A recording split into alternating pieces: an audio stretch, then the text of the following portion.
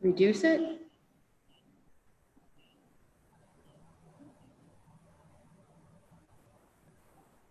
So like the little, so right now it says setting up the meeting for YouTube. Do you want us to wait till that's done?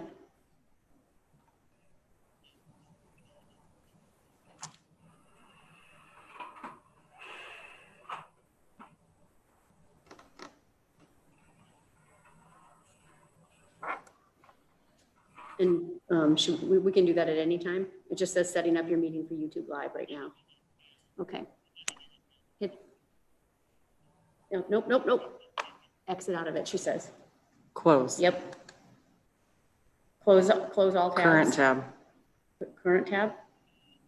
Close all tabs. Are we gonna lose our Zoom? We'll close current tab.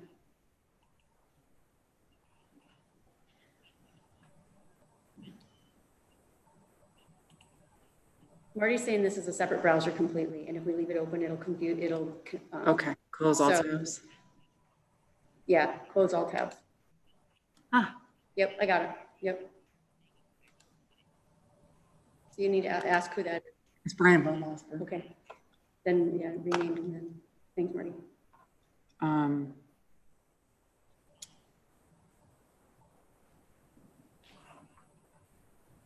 So of course somebody's logging in without their name.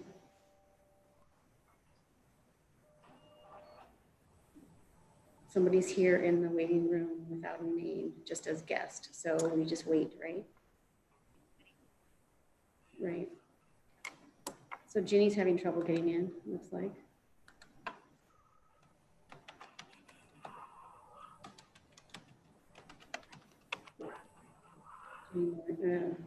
Ginny Sullivan, Ginny Miriam. I don't know how many Ginny's. She's in there as guest, it says joining. Dale. Okay.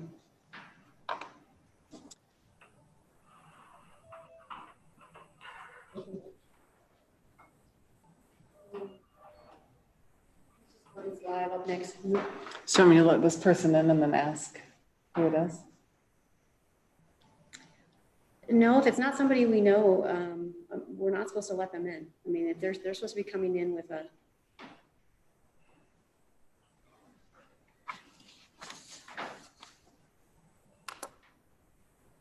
So I just got a text from Jenny saying, "Are you on not getting in?" What do you want me to tell her? Who? Jenny Merriam. For some reason, I hit admit for hers. Maybe she can stop trying and retry. Like get out and then try to come back in. Okay. Okay, so admit those. That's Jen Cleary.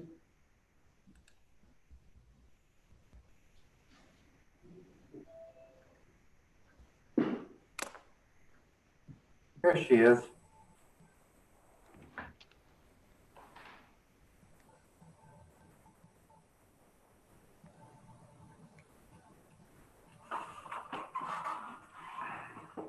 Yeah, that's Jen Cleary. That's not Jenny Merriam. Oh,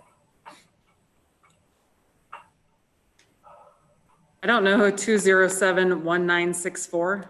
There's that number's trying to get in. Just wait for public comment. Okay. Unless Ellen gets a text or if staff gets a text that that's somebody trying to get in, they need to provide their phone number to us. are we waiting for Jenny Merriam? I just admitted her again. We'll see if she can get in this time. Is Ginny trying to do it?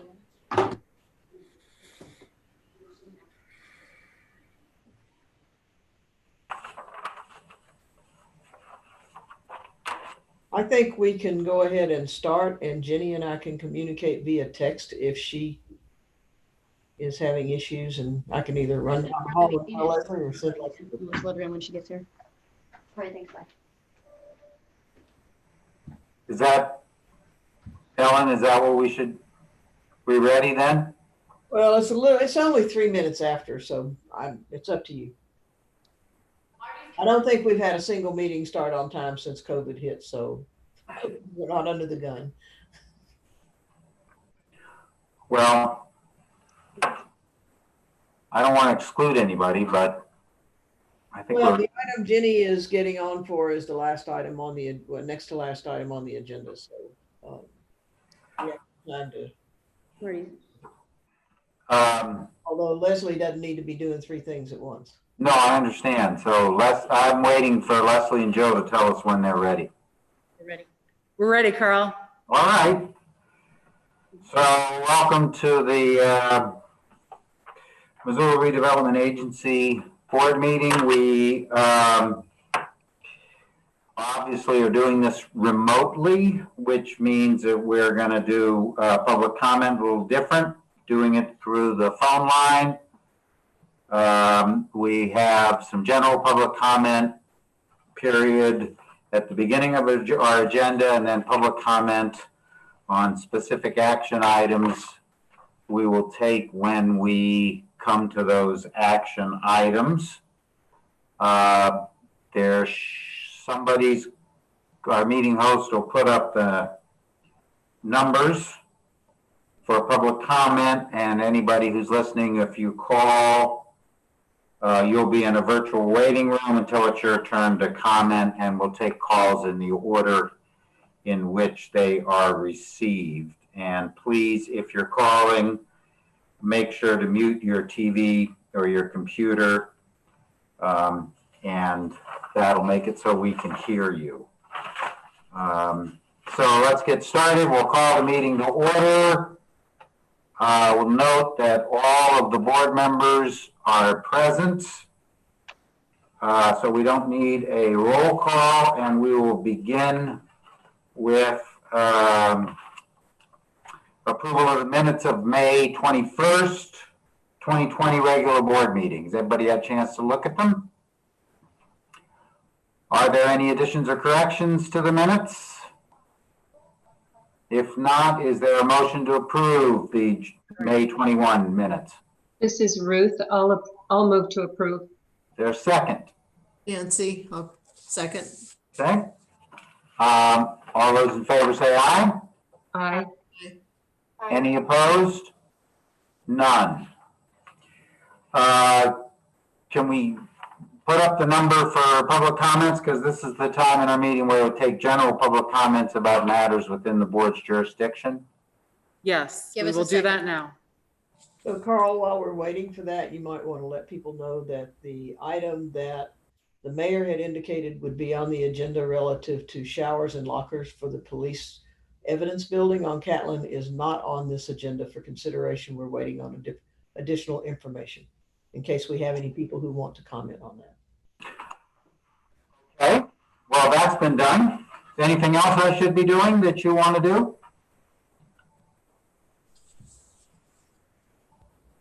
Sorry.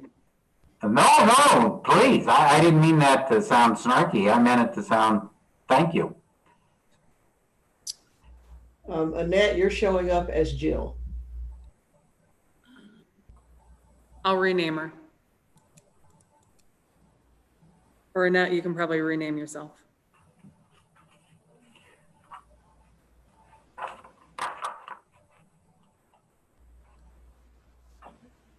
I don't see on mine that we've got the numbers up for people to call. Did we?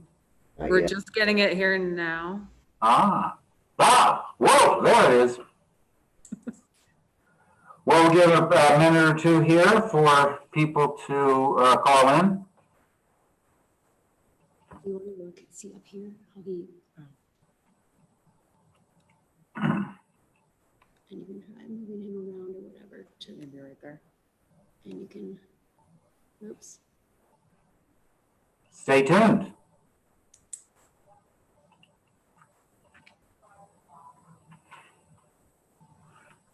Yeah. I'm trying to make this bigger. See? Like a half of a floating head. Should we put them right in there? Yeah, we can do it.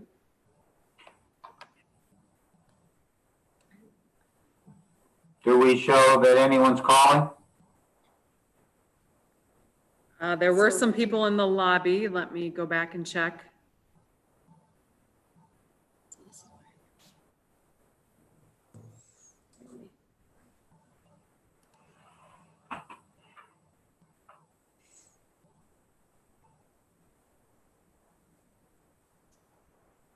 that one?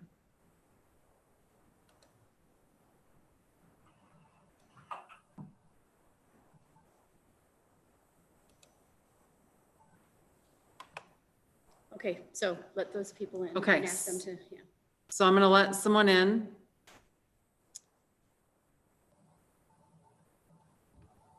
And say,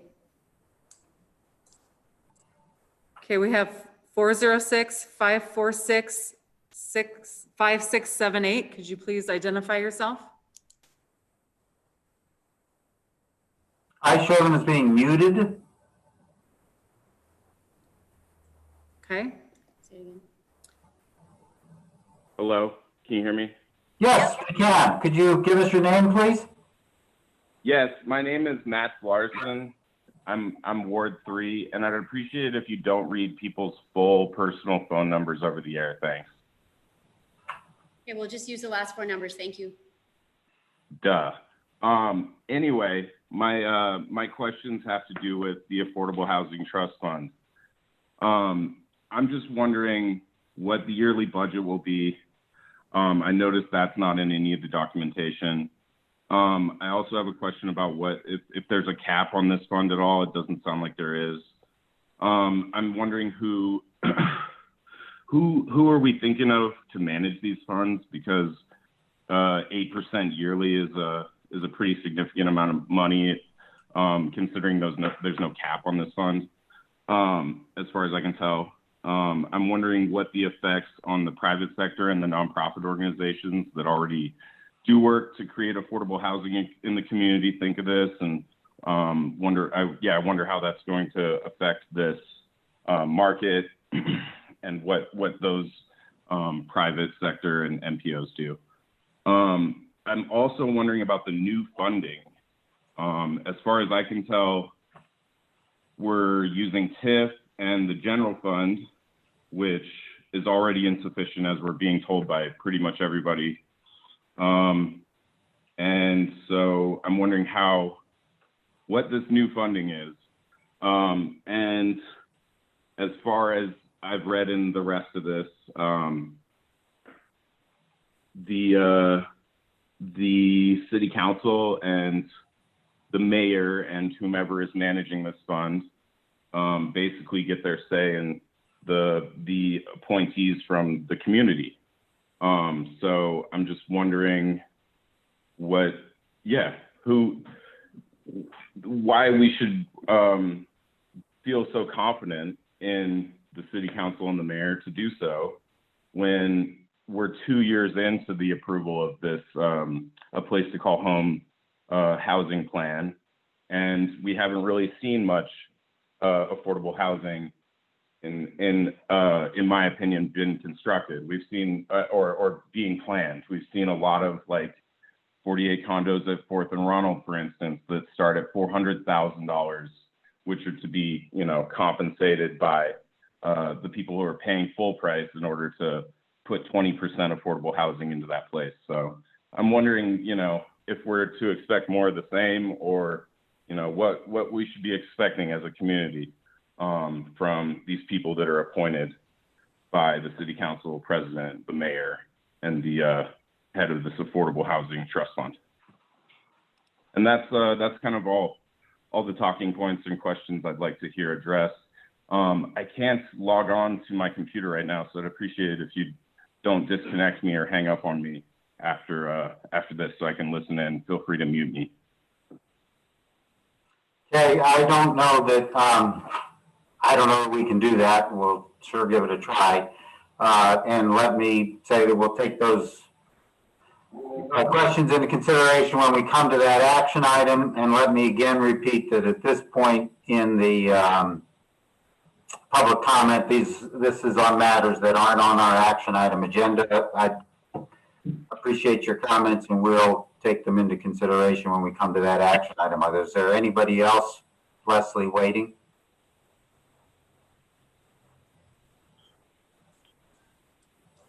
It Yes, doesn't sound like it. I have one more person. I will let them in. Thank you. Okay, thanks. I'll mute.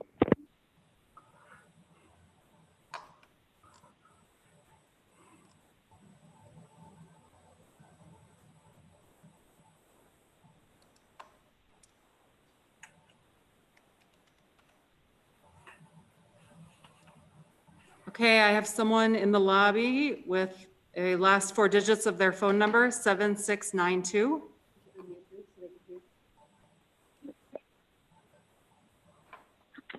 That is me, Jenny Merriam. Oh, hi, Jenny.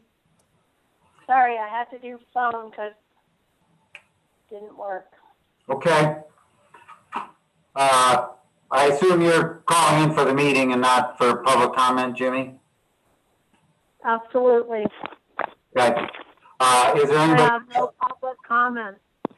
Thank you. Anybody else in the waiting room? There is no one. Okay. So let's move on to the action items. Chris, you're up with the Bellagio Apartments.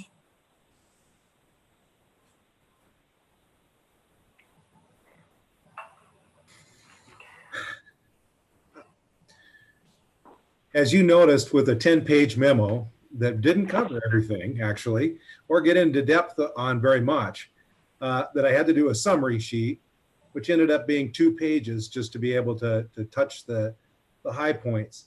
It's a very complex project, both from financing, ownership, design. Virtually every part of this is as complex as anything we've ever dealt with at MRA. In fact, when I was just trying to jot down some notes for a presentation, I ended up with 5 pages. I'm not going to do it all. I got arrows all over the place. It's crazy. So I'm going to try to just basically shotgun a little bit here, a little bit, try to hit on a few of the points. And then because you have all the materials and it's available on the web for anyone else, we'll go ahead.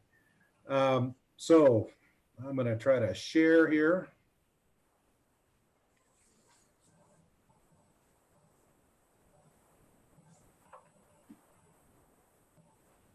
I'm not sure if you can see.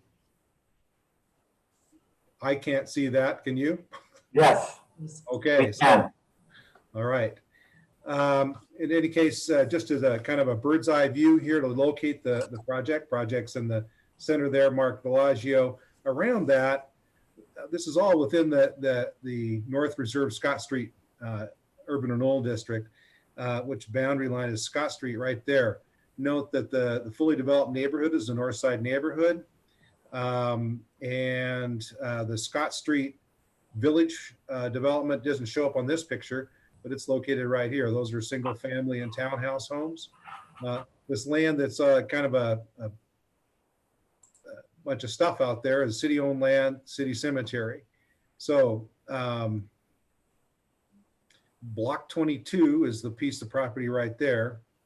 And Otis and Shakespeare, and as I mentioned, Scott. Location in this project, and I'm going to go into a little bit more than I usually do, because it's important because it actually informs everything else that's happening here, including financing, just because of the topography and where it's at. So in 2016, we did a master plan for that entire area. The areas that are in color here on either side are in the district. The gray area in the middle is mostly industrial, and that is under county jurisdiction. So that can't be in an urban renewal district, but they're connected down here. So what I wanted to point out here is that St. Mary Annex, Cemetery Annex is right here. St. Mary, the just older cemetery is here. City Cemetery is here. When the project or this master plan was put together, the Diocese of Helena, who owned Block 22, indicated that it would be for an ever always kind of reserve area for additional cemetery use. After that, they did some master planning of their own and decided that they could move that property along with some other property in the area. If that area had been seemed available anywhere in the future, it would have been yellow and residential. Other plans that touch on it, I mentioned in the memo, as far as the growth policy, zoning, housing authority, or the housing policy, and a number of other plans and issues. But I wanted to be sure that we noticed that. Also notice the dotted line here is a trail, starts at the north side overpass over the railroad, And the proposed, this is Northside Greenway, proposed to move up Scott Street, then cross over and end up over on Old Grant Creek Road or Grant Creek Road. So it goes all the way across the site. That's the dream. That's the vision. The connection here, the primary connection, was to be up on this area right here. And as we'll talk We about. can see your screen, but we can't see your pointer. Oh, that's too bad. How about over here? Can you see it here? Now we're seeing it. Oh, okay. Well, that's kind of interesting. All right. Sorry about that. This is the site. Dots are the trail. So the trail dream is to go all the way across here and end up in Grant Creek. In this project, as we'll see in a second here, that the topography does not make this trail really very possible. So we were able to negotiate a deal here through the vacation of Beacon Street, which is right in there, that helped everybody out. So that's enough of that. This is just the same kind of give you a little bit more of an orientation of where everything is at in terms of the trail and so on. So with this picture, I'm trying to show a little bit of an idea of the topography that we're looking at. The block that we're talking about is right here.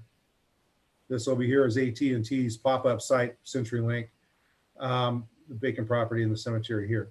So this is, I think, really gives you a good idea of how darn constrained this site is in terms of the topography, and how we'll get into a few minutes of where the wall is necessary here, which is a major portion of the requested assistance. Ownership, as I mentioned, it's rather complicated, but through all of this, it ultimately distills down to Lori and the Missoula Housing Authority being general partner and essentially the owner of this project. They'll pay the assessments there. That's whose name will be on it when they, well, ultimately, it'll be their address with a different name. When there's a notice that goes out or anything like that, they are the owner of the buildings, owner of the project. The land is a little bit different over time, and that's what makes this whole thing affordable. That's where Madison Crossing comes in. The other development partners include Blue Line, and they're the consultant that put together all the financing. They're going to be running the project oversight during construction and leasing and so on. And that's then they will be out of it at that point. So as far as these other special partners and limited partners, those are financing pieces ultimately, and with Madison Crossing, the other one being the major loan investor. Again, there's lots more information in the memo and more, even more than that if you care to ever know. Site plan is 2 different buildings. They're 5 stories each. Building A is a U-shaped building with vacant or open space, play space in between. Parking is off of Shakespeare to the north. Again, I-90 is up in this area. So the underground parking is underneath here, visitor parking.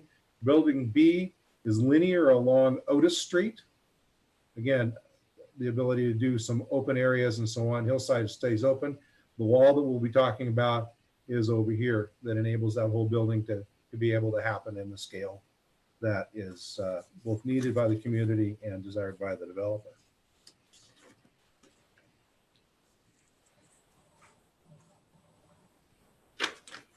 Should note that the very few funding sources are able to take on a project like this. And so very complex financing methodology is needed for anything, certainly of this scale or even somewhat smaller. Other projects that we've looked at that have been of this scale that MRA has been involved with, the Solstice Equinox projects, Lee Gordon Place, Clarkport Commons come to mind immediately. So we end up having to put together a very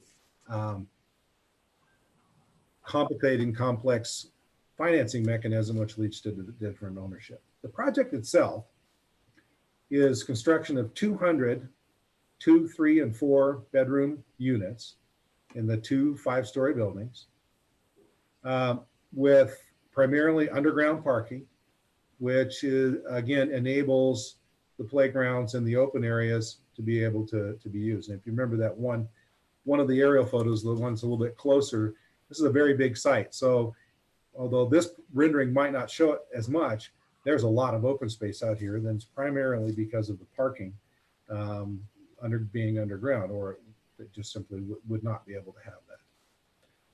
The housing market that they're the target that they're looking at are households with children or extended family, senior parent, that sort of thing, that need that 2, 3, and 4 bedroom space.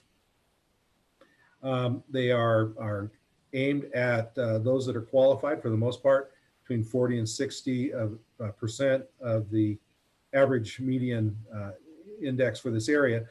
So the low to slightly moderate income folks, and plus the 32 vouchers that I mentioned several times in the memo that are for very low income folks.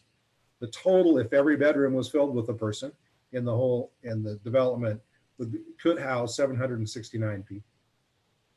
The total cost is over 53 million, probably a little bit over 54 million, I've been informed recently, with about 1 million of that being in construction. The project makes sense, even though it's a tough site, first of all, because it's a site that could have this kind of an impact on the community, but also its location is near a school. It's near Partnership Health and their main clinic and their annex clinic over at Lowell School. Recreation, including the water park and big facility at Lowell School, Northside Park, and so on. Even with that, with this and other projects, as I mentioned later on in the memo, there will be an impact there. We're going to have to think about how to do more recreation and parks in this area, as not just this development, but this will spur other developments. We're going to have to keep a close eye on all that.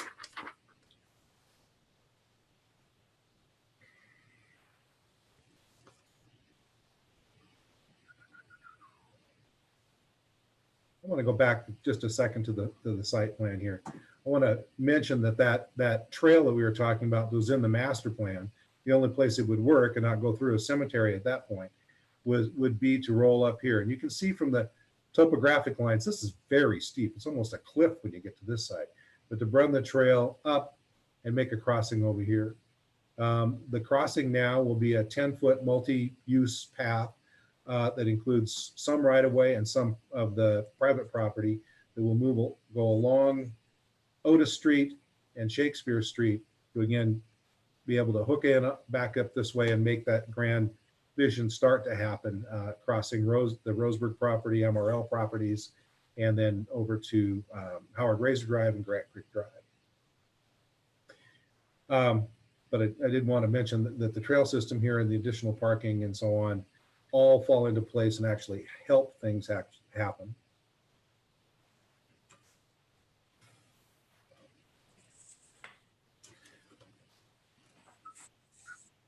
The tax increment financing assistance request is $1,339,178.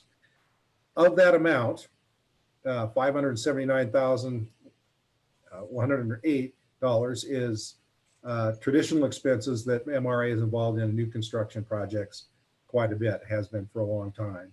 Utilities, water, sewer, right-of-way improvements, sidewalks, the curb gutter, the trail, and so on. $760,000 is for the retaining wall that we talked about a little bit later. Because that's a little bit unusual and something that we've dealt with before, I went ahead and asked both the city attorney and Dorsey Whitney, who does our bond work. So they are constantly looking at what is available and eligible for TIF expenses and so on. As I mentioned in the memo, the two attorneys came at the response from two different ways. And both found that it would be an eligible expense. I appreciated that because it's nice to be able to look at two different pieces of the statute and find that it not only makes me feel like it was anticipated rather than just found a place to reside. Financing for the project the $54 million project, or roughly that. The budget stack is in the main body of the memo. The two largest components are the proceeds of tax credits and the Federal Home Loan Mortgage Corporation, Freddie Mac loan. And that particular one, the FHLMC or Freddie Mac, shows up in that ownership. That's that big one with the loan. Others include two home loans, home being a federal program dedicated to affordable and low-income housing. That's the funds are funneled through the state and also to qualifying municipalities and counties. The two loans are from two different fiscal years of the city's allocation. So a good part of the allocation for 2 years of the city's funds. Found it was that important. A state home, all capital letters, grant, and the Missoula Housing Authority loan of $1 million, and the tax increment financing request.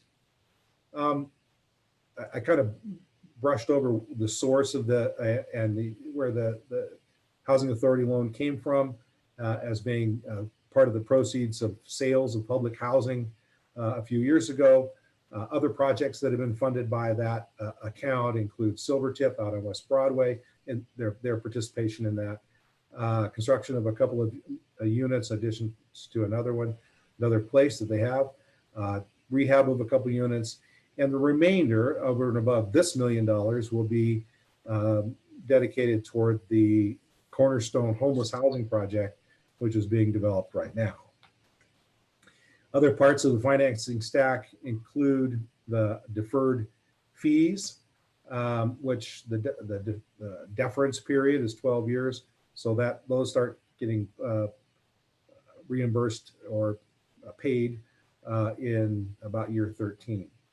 I mentioned the 32 project-based vouchers. The way I look at this, and I assume others do too, is that when you look at this project in terms of its ability to generate any kind of income for all the things that are necessary, debt and so on, debt, repair and maintenance and so on.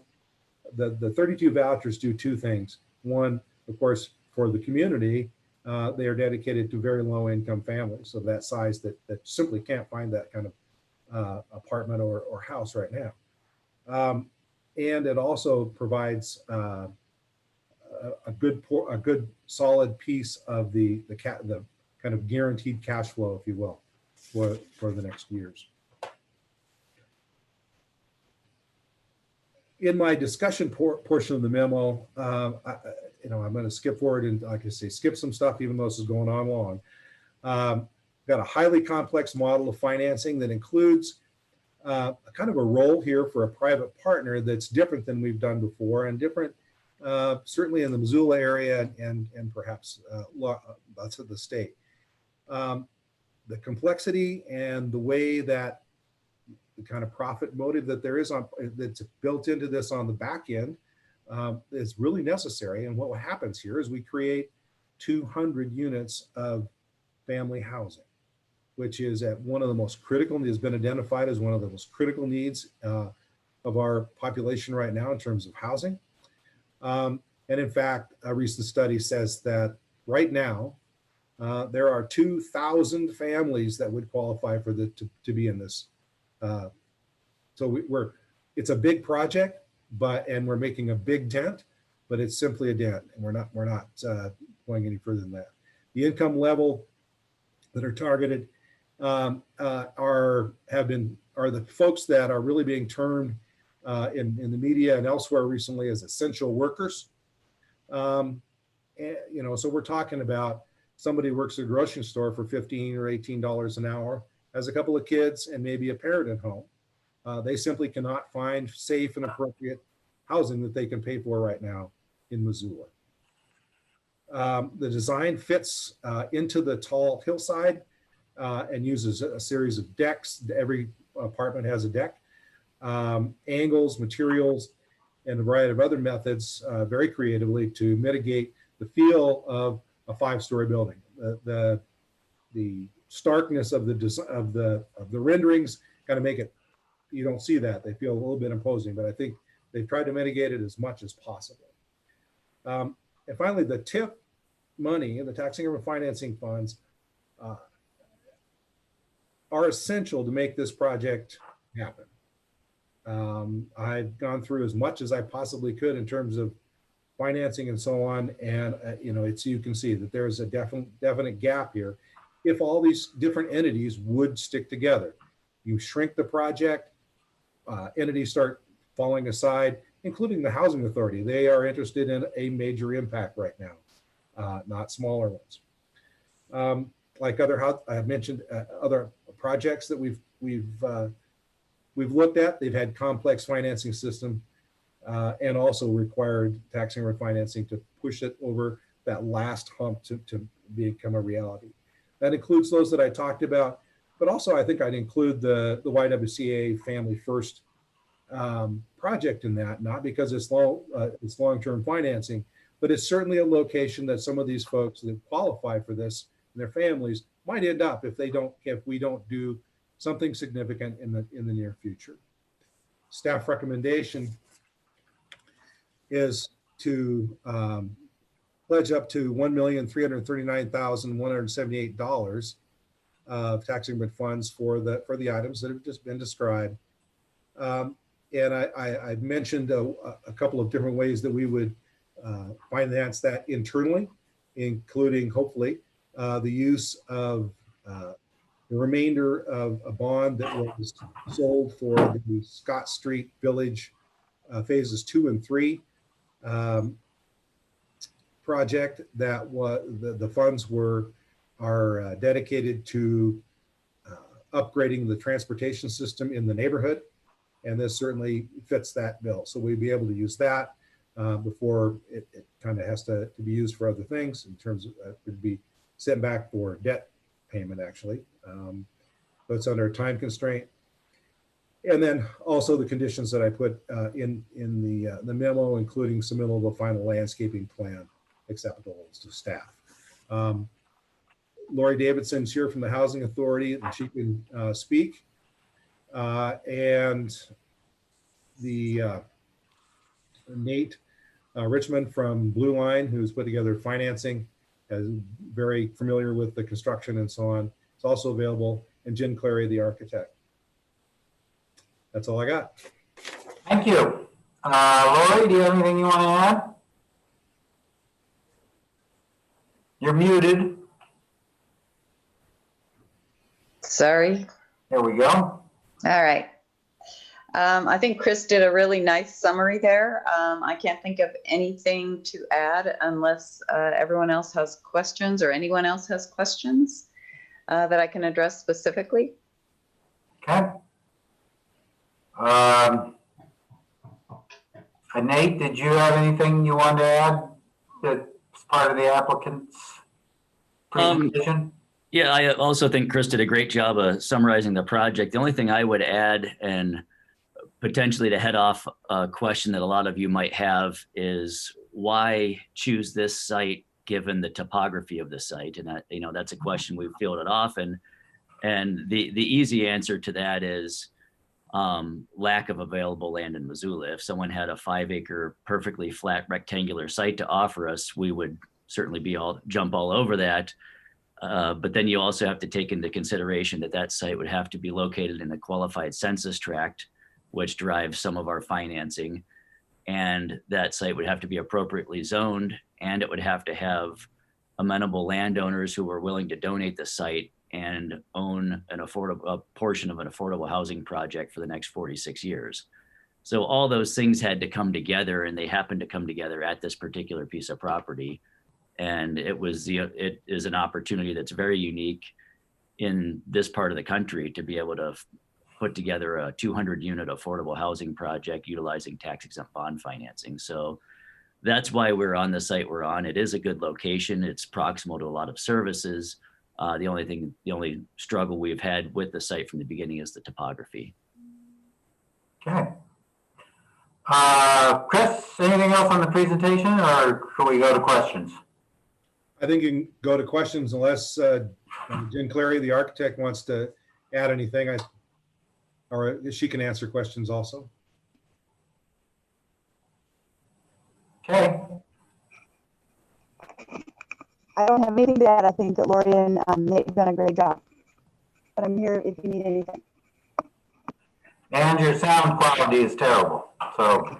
I know, I'm trying to fix it. Okay. All right, questions?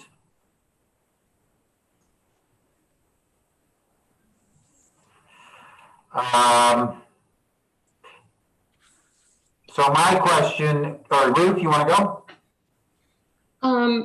You had a couple of questions and comments. Initially, one of my questions on Chris's summary, the 2-page summary of his memo, where he lists the things that the TIF would help pay for. The question would have been, will any of these benefit the surrounding properties? But after hearing the explanation of the trail going through there, it's clear that this is not just going to benefit the housing authorities properties here, but certainly the surrounding properties, especially with the trail and the street improvements. So I appreciate that. I did notice that for 54 million for 200 units, that breaks out to around 270,000 per unit, but I think you'd be hard pressed to find a 3 and 4 bedroom single family or any other property that you could build for that much. So I think that looks good.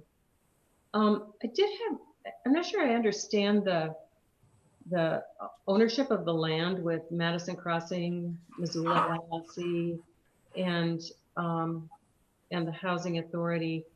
And I understand that the Housing Authority, if they owned the property, it would be tax exempt from property taxes. And so I was just wondering if that land is still tax exempt since it's not owned by the Housing Authority. I can jump in on that one if that's all right. Yeah. Because of the use, it will be taxed. The land will be tax exempt as well as the building. Use. Okay. Yeah. An example of that would be the federal courthouse. That the land actually in the building too is actually owned by a private entity. They haven't so far, but they could apply for tax exemption. There are several other pieces that where there's different ownership, but the DOR has a history of doing that. Okay. It has paid taxes for 3 years. Right, and so I think there was an error in the memo where it said that the taxes were 30,000 a year for the past 3 years, and I think it was 10,000 so per year, but a total of 30. Right. You're correct. I did notice that I was thinking about some additional projects that are going to be coming online, the Trinity projects especially, which is on 2 different sites, but I think that neither of those Trinity sites is in an urban renewal district. So I think they're both in an opportunity zone, but I don't think either of them are in a urban renewal district. So I don't think we'll be asked to help fund those.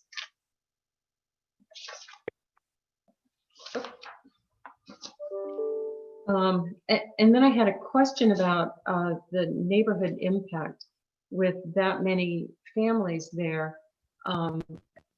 When you were talking with people in the neighborhood, did you talk with Lowell School about their ability to accommodate a lot of new students?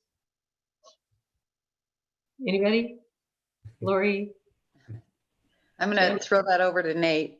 Nate? Yeah, and those issues are generally addressed in our environmental review that is required for the home funds, and they reach out to the schools, the fire departments, police departments, and make sure that there is sufficient capacity for this development. And we had no negative findings in the environmental assessment from both the state and the city financing. And we did also present the project at the North Side, West Side neighborhood meeting last year, and received nothing but positive comments from the neighbors. So it was kind of refreshing in the affordable housing development world. Usually there's plenty of chronic naysayers, but we didn't see that with this development, which was nice. I'm glad to hear that. You also in the longer memo on page 7 mentioned something about some townhouses to the south of. Oh, those are part of the Scott Street Village. Is that what you're talking about there? Yes. And it looked like from some of those maps that there's some 3-story apartment buildings just to the west of that, and those are not townhomes, those are apartments, right? Right. Those are apartments, yes. Okay. And we've completed all of the infrastructure that we're going to do on the Scott Street Village, and we still have some of that bonding capacity left. To make a long story short, yes, that's no problem. What we did was we had extra money, or we had money in that in case Rogers Street had to be fully built out as an arterial street, which is not what the master plan calls for. It calls for moving that traffic to a different place. And so once that was all resolved, then that money it was already built into the bond, that if that was not necessary, then those funds could be spent on right of way in the area. So Okay, good. we're in good shape. Good. Then I guess I could maybe wait on this, but I think we talked here in the memo about using the tax increment bonds, but also some tax revenue for the next 2 years to cover this request. And I know we'll get to this a little bit more when we get to the Affordable Housing Trust Fund and counting some of this towards our contributions there.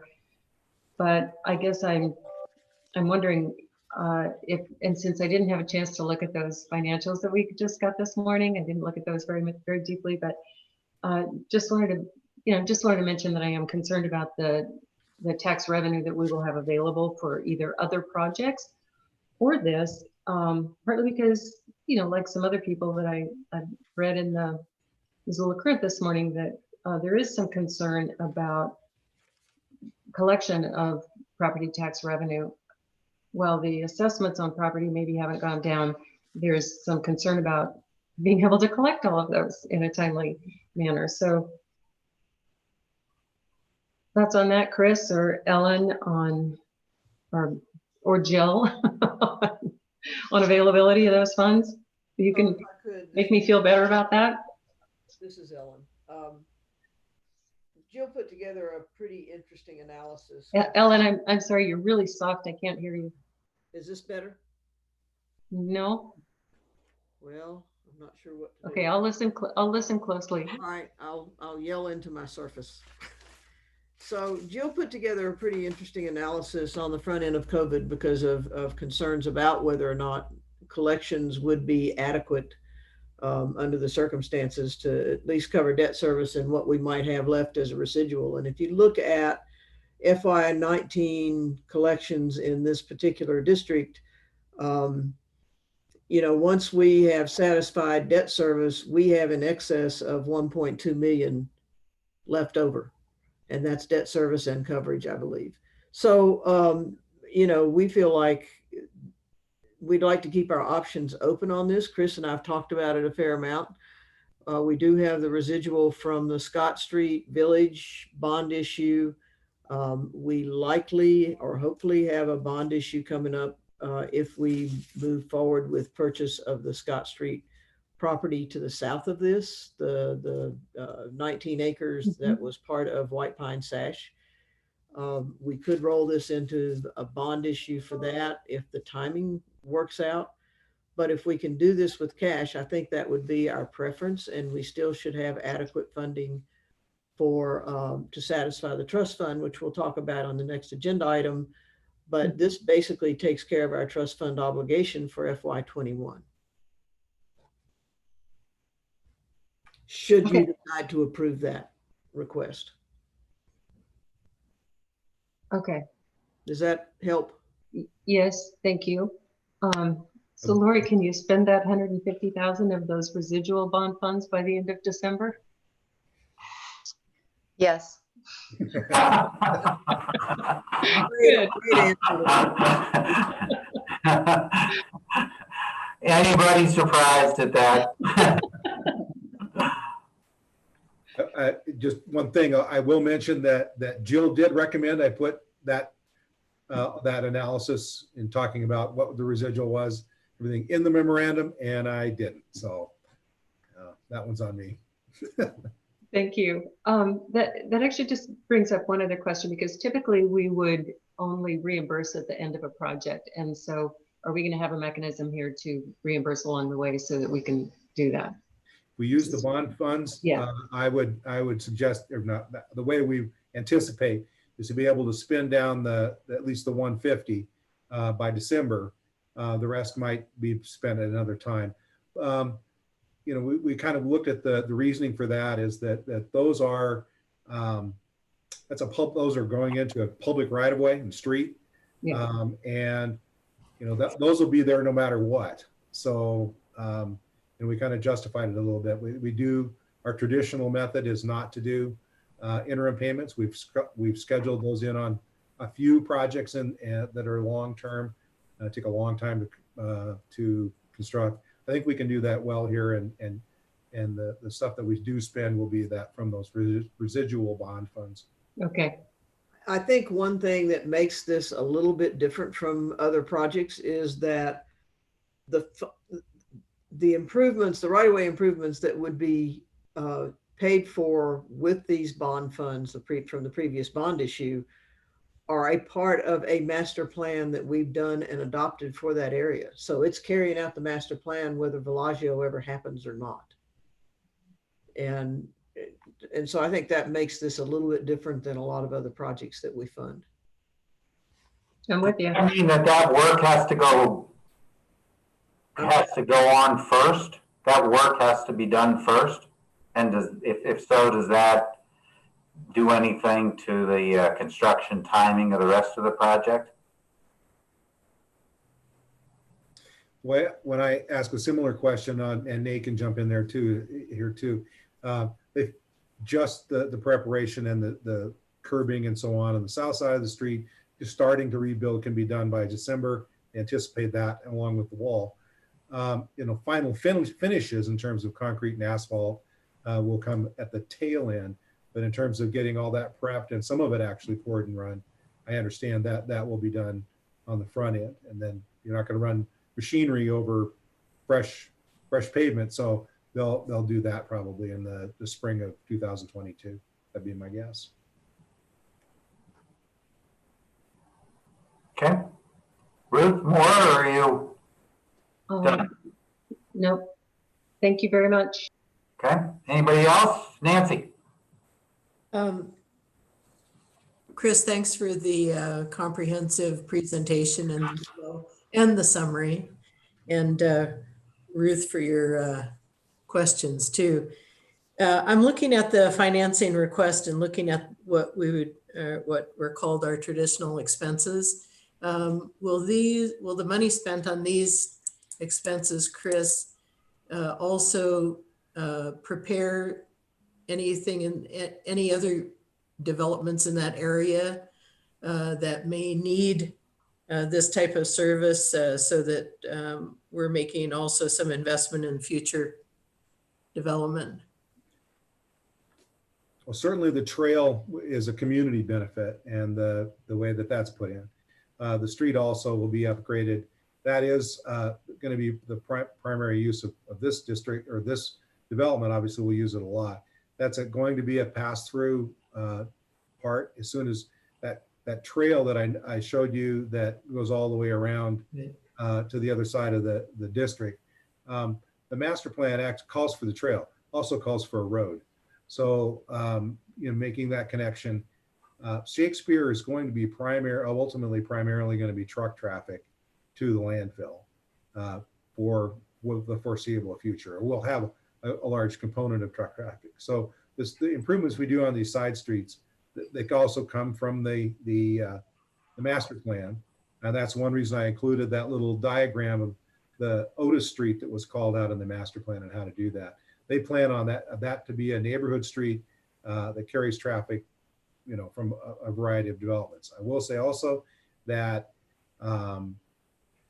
the diocese, you know, maybe and as well as Madison Crossing, may be working on improvements to the property to the south. Somebody noted the vacant property to the south, and I think that will all lump in together.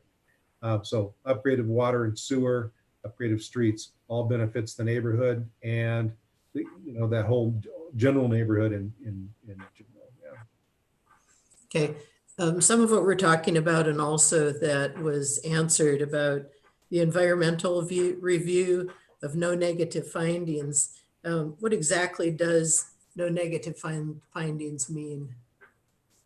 I think that was Nathan who answered that question. Yeah, and I can certainly provide the environmental review criteria for everyone. And I'm just kind of working off of memory for the numerous environmental reviews that we do, but they are required to write letters to schools, usually the public utility providers and public services, police, fire, and make sure that they have sufficient capacity and aren't in any way objecting to the development.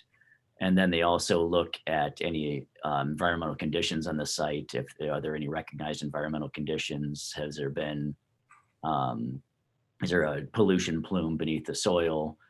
And it's a prescribed process that HUD does. It also requires publishing and a 30-day comment period after the publishing for any public comment or anyone that might have information that wasn't uncovered during the process. And then when we receive clearance, that means that they had nothing that was really a roadblock to the development, and no one responded negatively to their questions. So that's when I say no negative findings, that's kind of what we're looking at. So that's a precondition for HUD financing, and that has been satisfied? Correct. That is a precondition, and that is of HUD financing for, which is both both home funding sources that you saw on the our capital stack. The home from the state and the home from the city requires an environmental site assessment. Thank you. Okay, on other impacts in the area, the road that is Shakespeare is very busy. And so I guess I'm understanding that the road department was contacted and also didn't list anything adverse. There's going to have to be a redesign. It's just a little two-lane road. So it seems to me that it's going to have much more use.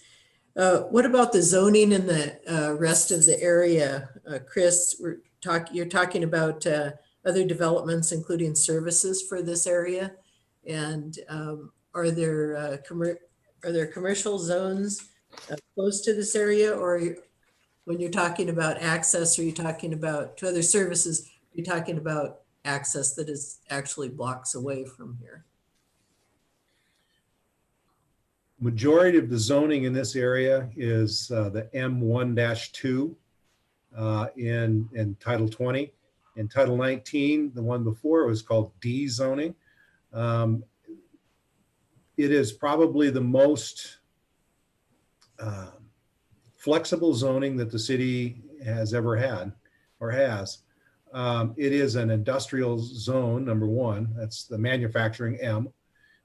It's light manufacturing, but it also allows single family and multifamily development. It does have a height restriction that this development is going to have to go to the Board of Adjustment to talk about. It also allows commercial up to a fairly good size. So you couldn't do a supermarket, but you could certainly do stores and other kinds of services in a smaller fashion under this zoning without changing it. So one of the reasons that the master plan did not actually recommend change of zoning in this area, in the residential area, that they marked for residential, was because that particular zoning was so flexible, it fit with the master plan and the design better than if they had chopped it up into more specific targeted zoning, like single family here, here, and here, and multifamily here, here, and here, and service there. I will say that the parks, we're going to have to keep looking at that. There is a park on Scott Street that we might be able to move around a little bit. We expand. There's lots of opportunities there. Unfortunately, this area does have a lot of vacant land that we can talk about parks. The road system is one of the impacts that I mentioned in the memo, was that there'll be more traffic on particularly Scott and Rogers, although Shakespeare certainly too with the truck traffic. And there will be more competition. There's all the variety of uses out in that area, and not a complete street network that fits all those kind of uses.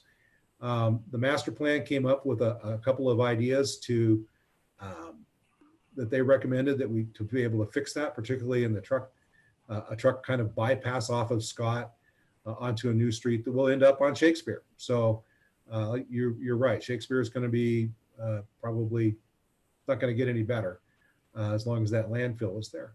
But there are ways to mitigate traffic in that area, and we may have to be moving forward with that with MRA and the various departments of the city. Okay. Would Mountain Lion, has Mountain Lion committed to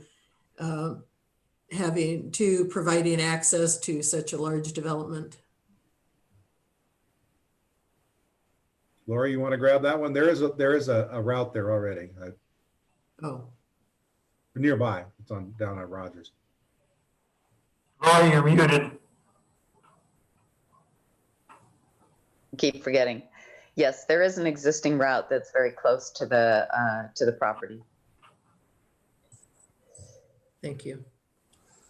In such a big project, this may be a little bit outside of our concern, but a 46-year project, does the management of the project require some sort of maintenance fund so that the property can be maintained and renovated as needed? How does that work in a project like that? I'm not sure who might have an answer to that question. And I can address that, or Lori can, but certainly the housing authority will be managing the property as well as ownership. So they'll have a very vested interest in making sure it is properly maintained. We also have the tax credit investors that will come in, and as you saw from the ownership chart that I know was probably rather confusing, but the tax credit investor will come in and be a majority owner of the limited liability limited partnership. And they have some pretty strict requirements on ongoing operating reserves, replacement reserves that go along with the project. So we'll have a reserve account that can only be drawn upon, for approved expenses for replacing failed systems, roof, siding, things like that. And then these properties also are inspected annually by the Montana Board of Housing to make sure that they are in good condition, and any maintenance oversights or any poor condition issues are reported both to us and have to be corrected immediately, or we can receive a violation form called an 8823 from the IRS. So it's there's a lot of oversight, way more oversight on a development like this than you would see on a market rate apartment property. And the vouchers also trigger inspections. So the voucher units will be inspected, and along with that, they look at the building and any safety issues that there might be in the development as well. Okay, and the housing authority is also responsible for seeing that the use of the project is by those within the required income levels. Correct. We will be doing the compliance on the project. So every tenant who comes in will have to be income qualified. And there are penalties if we allow people in who are not income qualified. So it's a very serious thing, and we take it very seriously. And there will be a land use restrictive agreement that is recorded on the deed for the property that memorializes those income and rent restrictions. Good. I see that the design guidelines are similar to the design excellent guidelines and standards. Are there any differences that we should be aware of, Chris?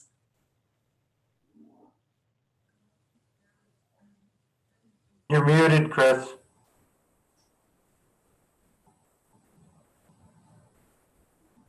Gonna have to learn sign language. I don't think that there's anything unusual here at all as far as the guidelines and standards. I think that other than the bond funds, I think we're going to be fine. Is there any solar panels being used for this project, or is it too large or too small, or is it part of the design? It's not part of the design right now. We simply can't afford them. Nate might want to throw in a little bit more there, but we are taking all of the, it will be Energy Star certified, but unfortunately solar panels are expensive and we haven't been able to work those into the budget. It's also very challenging to make solar work within the constraints of the low-income housing tax credit program. The net gains of solar, if not utilized just for offsetting tenant utilities, can be seen as income, and you can't generate income on an item put into the tax credit basis. So if we were to put solar panels on, that net gain would be income, and we would have to take the cost of the solar panels out of our tax credit calculation. So it would be a more of a capital expenditure for us. Thank you. Thank you, Carl. Thank you. Anybody else? Tasha? Mel? Or Tasha? Yeah, I was wondering about the number of underground parking spaces and whether there'd be parking at all on Shakespeare Street. I'm going to throw that again over to Nate. Yes. Yeah, I'd have to take a look at our site plan again to see where we settled. Jen might know off the top of her head where our underground parking space number was. I want to say we're about 174 underground spaces, if that's, Yeah. that seems to change quite a bit. But then we also will have considerable on-street parking. That is an area that right now that has existing parking on the street and that is very underutilized. So we would look to the on-street parking for overflow. The on-street parking is on Otis, correct? And on Shakespeare, I believe. And on Shakespeare, yeah, both. I apologize if my sound is terrible. I'm trying to fix this issue, so hopefully you can hear me, but we have 177 spaces on the site, so on our site, and that's what we're required to have. And I believe we have, I want to say it's 24 to 29 above grade, so at grade. So the rest of them are below the buildings. Hopefully that helps. I'll jump in there a little bit. There's something that I discussed a little bit when we were putting this together. I could have added another 5 or 6 pages. The on-street on Otis is not counted in those numbers that Jen and Nate just mentioned.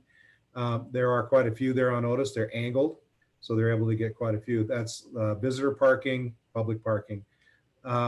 The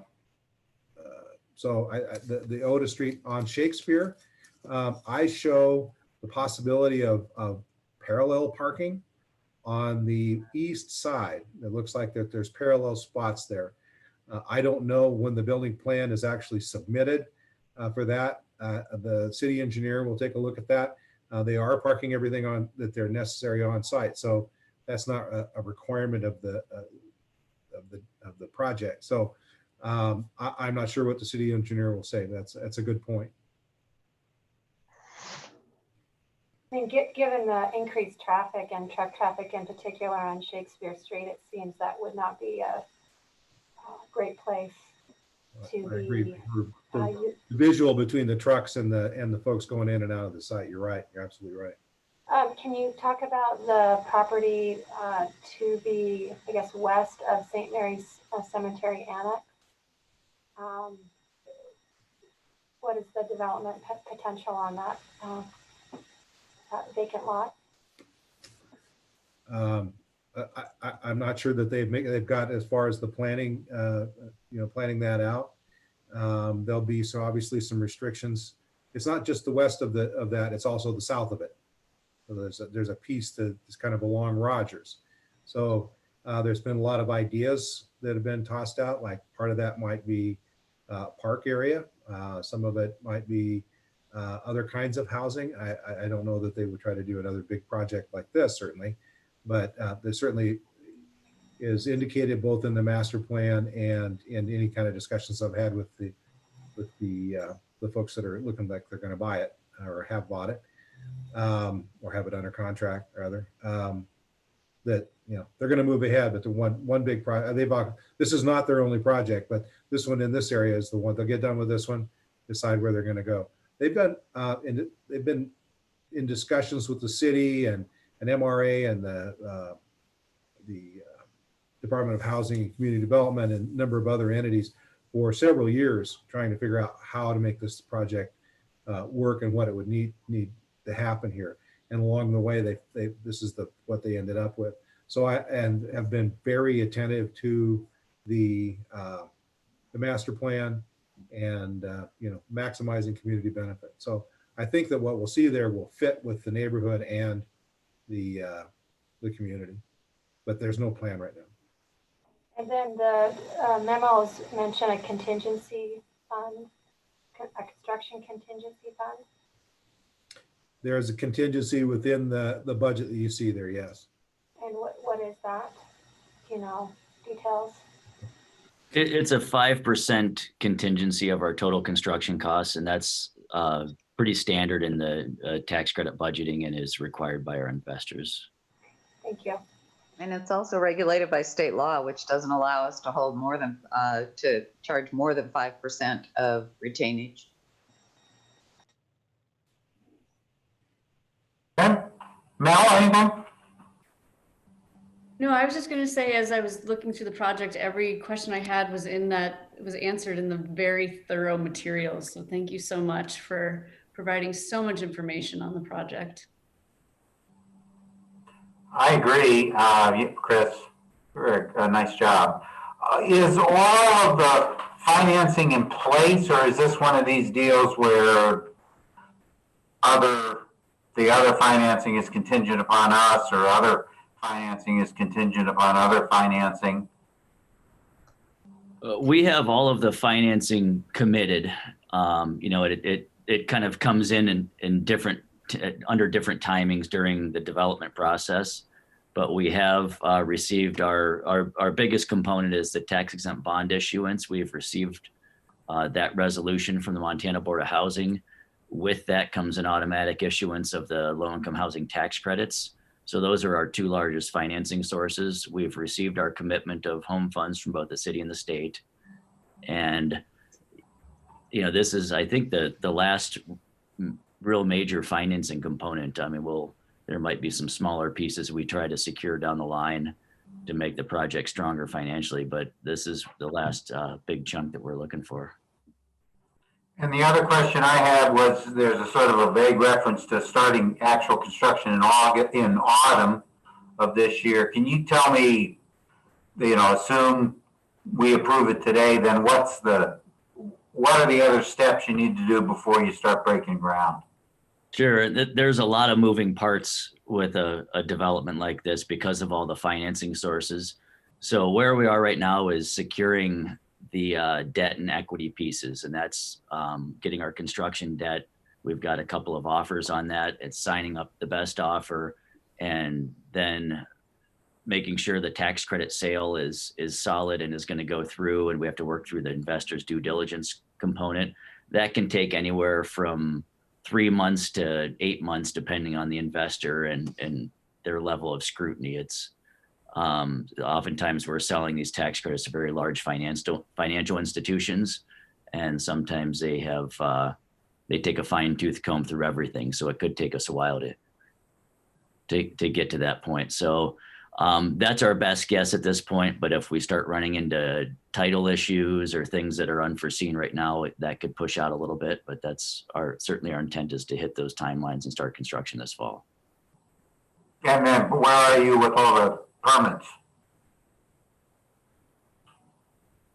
And Jen could probably address that better. We've not submitted for the building permit. Our intent is to do sort of a phased permit and go ahead with a site permit and foundation permit ahead of the full building permit to allow us to expend some of those funds on the infrastructure and get the project moving.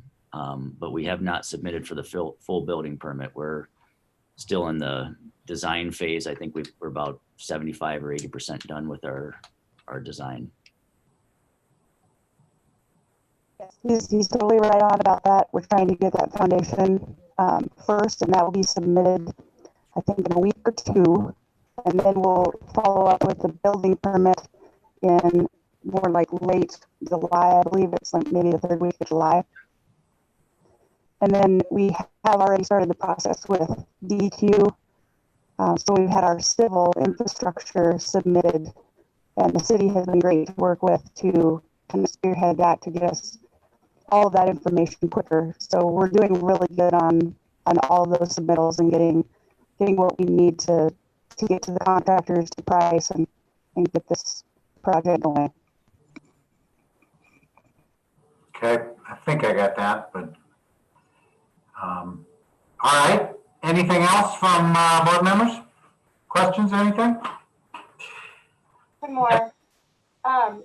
So the recommendation indicates that prior to initiating construction, that there'll be assurances that financing grants, contributions necessary to complete the project are in place. But will there be money spent prior to that? There will not be any tax increment money spent. No. Okay. How's that? Good. Anything else from anybody? If not, is there a motion? Carl, we need to do public comment and I need to put up those numbers for like 3 to 5 Okay, minutes. we'll put up the numbers now, but we won't take public comment until we have a motion, something for people to comment on. Okay. But you can put up the numbers now because I have a feeling we might get a motion and then there will be something for the public to comment on. I'll make the motion, Chairman. It might take 3 minutes to read it. Are you ready? I will move to approve the staff recommendation that the MRA board pledge up to $1,339,178 in North Reserve Scott Street Urban Renewal Tax Increment Funds, including a feasible use of remaining funds in the tax increment bond related to the Scott Street Village Phases 2 and 3, meant for neighborhood right-of-way improvement pursuant to the following conditions. Do you want me to read this whole? I should read the whole thing, right? Well, you could move the staff recommendation as written and then we have it. I thought I'd ask halfway through. I'll move the staff recommendation as written in the memo, please. Okay. Is there a second to that? This is Ruth, I'll second.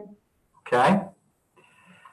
All right, so now if we got the numbers up, please, if there's comment, we can wait for that. And in the meantime, is from board members, there any other discussion? I guess while we're waiting for comment, I'd again like to thank Chris and Lori and Nate and probably Jen for excellent work, excellent explanation of what looks like a badly needed project.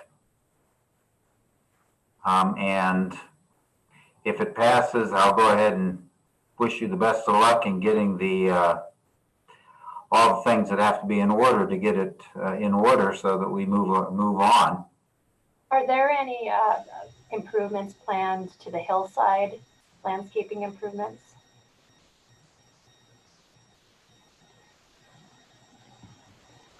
That's actually one thing I was hoping to see in the completed landscape plan that I asked for in the memo. I really think that there's at least weed mitigation should be at a priority.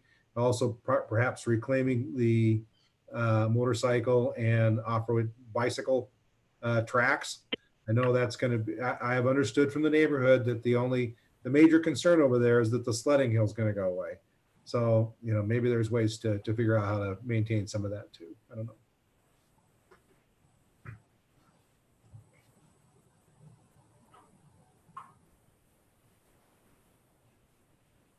Are there plans to, Nate or Lori, or are there plans to do any of that? We have not completed the landscape plan yet. That's certainly something we can take a look at. I don't know if we can incorporate a sledding hill into the design, but we could probably add a heck of a jump at the bottom with that retaining. Well, what about, do you have some, I mean, what's the budget for the landscape? Do you know? We're not at that point yet with the schedule values to have a landscape budget. We'll need to get into the design and look at some of the city requirements and go from there. But certainly our intent would be to make it as nice of a site as possible. And, you know, we would have to maintain the weed control and also get good vegetative coverage on the hillside to prevent erosion. So we would look at that when we get to the landscape plan. As a mother of teenage boys and a lawyer, I'd recommend against the jump. And I'm thinking we stay away from kudzu if it's all the same to you. Okay. Is there any, Carl, can you hear me? yes, This is Jill.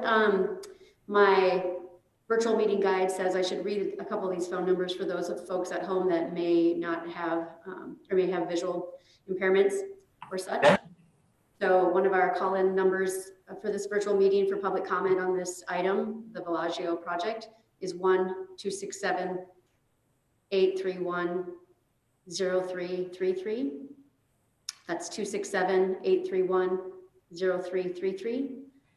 For a landline, we have an 800 number. That's 888-475-4499. That's 888-475-4499. And I know we did have one person in the waiting room before we went to public comment, and we've been broadcasting these numbers on the screen for about 4.5 minutes. okay. Paul, you want to let the person in on the public comment? Thank you. One more thing I'd like to announce for those that might have visual impairments. The meeting ID is 960-049-3694. That's 960-049-3694. And you'll need that when you call in.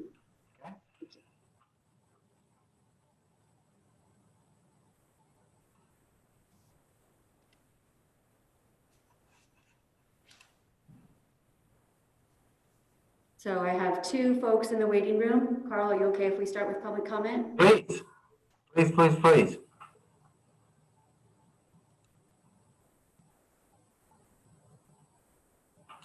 We have 5, 6, 7, 8. Ward 3 again. Hi, yes, this is Matt Larson, Ward 3 again. I have a lot of questions on this thing because it looks like some of the questions you guys have addressed, at least on the face value. I guess my main question is how this is supposed to be geared towards essential workers, especially grocery store employees. If you do a quick search on Glassdoor or any job listing sites, all these jobs that you're talking about as far as grocery store employees, they start at $8 to $9 an hour. So I'm just wondering where you guys are getting your essential workforce, employment salaries or hourly wages at $15 to $18 an hour. I also would like to say that I do not think 32 vouchers is enough to really do anything to Missoula's affordable housing problem. Last time I checked, there's over 1.5 thousand people, 1,500 people on the voucher list. And there's over 1,500 people a year that move into Missoula, Montana. So we need to really address this in a far more significant manner. The other thing I'm seeing is the parking spaces. Yes, this is a huge issue, especially because this project draws from the general fund again, which isn't sufficient enough to provide roads and maintenance of these roads in the community already. There's special improvement districts for roads. There's general fund stuff for roads. But all of it is being robbed essentially by these TIF projects and by general fund commitments to these projects. So I'd like to hear how you guys propose balancing this budget so this is actually a sustainable type of development instead of something that, seems to be set up for failure here. And if you're truly de-emphasizing as a community the emphasis on cars as a mode of transportation, then I think that you really need to look at the parking specifically on this project because you're not providing it. You're just essentially straining the already strained roads and parking available on the roads, which again is like a feedback loop. I'd like to thank Nancy Moe and Natasha Jones for their questions, which I found to be very insightful. The rest of the questions going around here is, I feel like, is lip service to the problem of affordable housing. You know, I wonder what is going to happen to this thing after the 46-year period expires. I wonder who these tax credit investors are going to be. And, you know, those are my main questions. I'd love to hear some responses. I do have my my laptop up, so you can disconnect me or whatever you want after this. I'll call back in if I have more commentary on the second item. Thank you very much. Thank you for your comments. Jill, is there somebody else?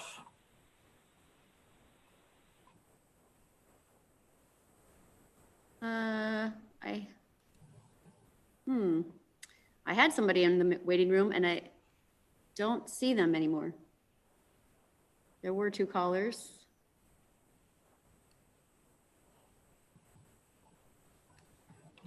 So I'm not seeing any more, Carl, at this time. Okay, thank you. All right, any further discussion? If not, all in favor of the motion, please say aye. Aye. Aye. Ruth votes aye. Any opposed? None? All right, the motion passes unanimously. Good luck with your project, and thank you very much for your work on this. And Lori and Nate and Jen, you are free to stay and listen if you want to, but you don't, certainly not required. Thank you very much. Thank All you. right. Thank you, everyone. Our next item is the Affordable Housing Trust. Ellen? Sure. I'm going to give a quick overview of this, and then I'm going to turn it over to Montana James, who's going to do a quick presentation. I hope it's quick. I will say that this was in front of Committee of the Whole yesterday afternoon. There wasn't a lot of time for discussion, so there was little discussion about the TIF portion of this, and there were no questions of MRA staff. It will be the discussion will be continued to next week, so I anticipate there may be some discussion or suggestions relative to the MRA participation in this, or TIF participation. So just in a nutshell, I mean, obviously we've been working on housing policy for several years for the city. First time we've ever had a housing policy. We do have one now that was adopted in June, I believe, of last summer. There are 4 major areas of emphasis in that policy, and the first recommendation in the area of emphasis about having resources and support for affordable housing is the creation of an Affordable Housing Trust Fund. And that's what this item is all about.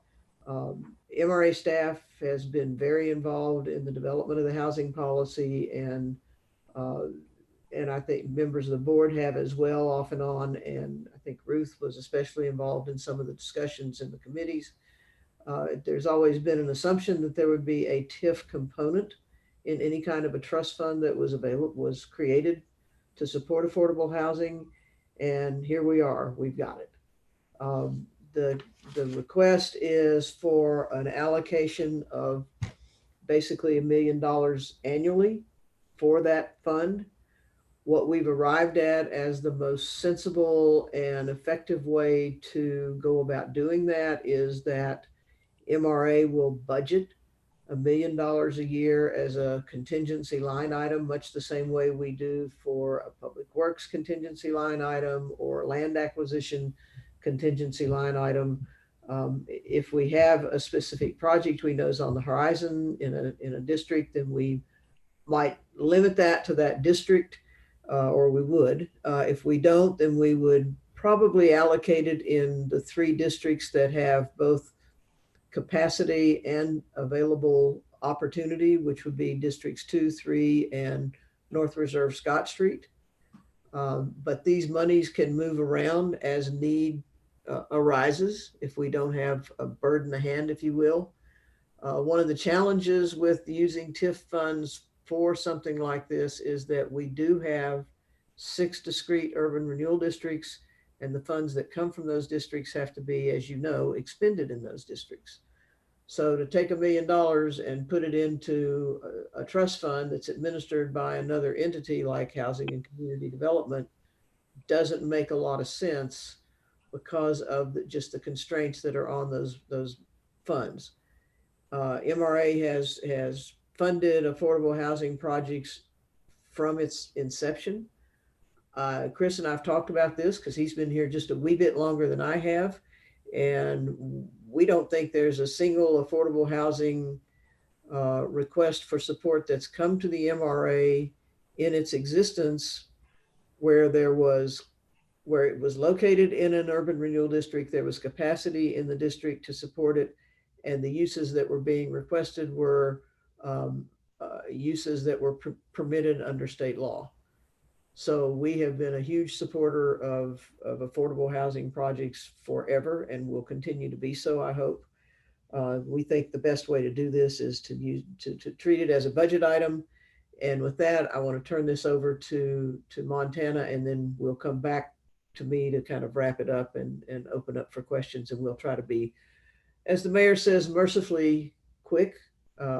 We, as anticipated, Bellagio took a fair amount of time and discussion.